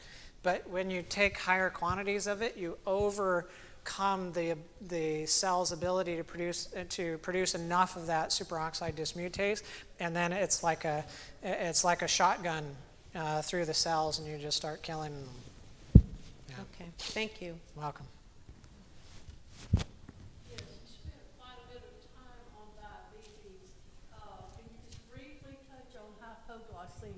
Okay, hypoglycemia.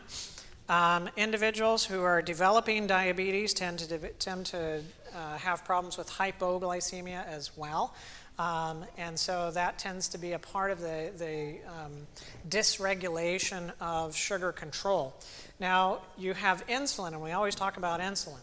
And of course, insulin is there in order to help the sugar to come out of the bloodstream and go into the cells, right? But there's an opposite hormone called glucagon. And glucagon is there to do the opposite. It's there to cause extra production of glucose from the liver, dump that into the bloodstream so that you have higher blood sugar levels. And in the process of diabetes, both of those can be messed up so that they don't respond like they're supposed to. And so normally what would happen is if you're fasting or you're in between meals, your blood sugar level would drop. But once you get to a certain level, the glucagon will kick in, and will then cause your blood sugar levels not to drop so far, but will cause them to start coming up some. And an individual who is developing hypoglycemia and doing so on a fairly regular basis before they have diabetes, that's my warning sign that you're developing diabetes, right? And you have that dysregulation that's going on, but the first manifestations of it is the hypoglycemia. And then later come then the manifestations of the hyperglycemia. And so I used to have problems with it as well.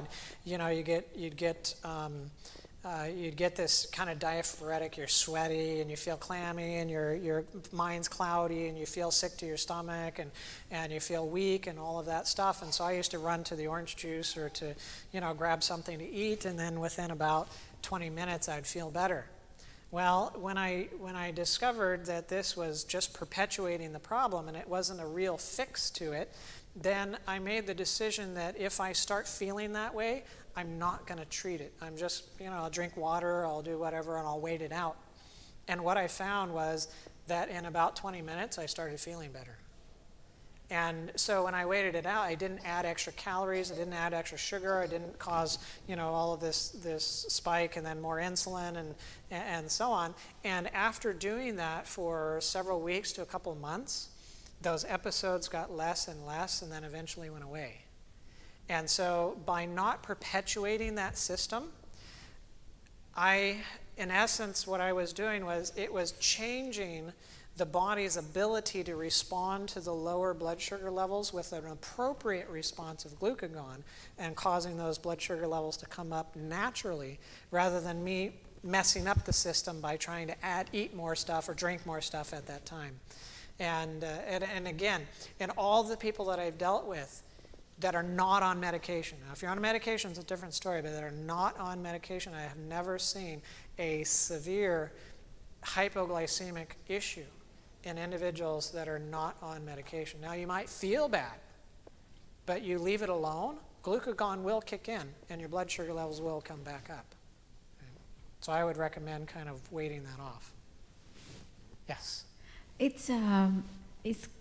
Here in Florida is an institution that is working really good, like your program. It's maybe you are familiar, that is Hippocrates. Mm-hmm.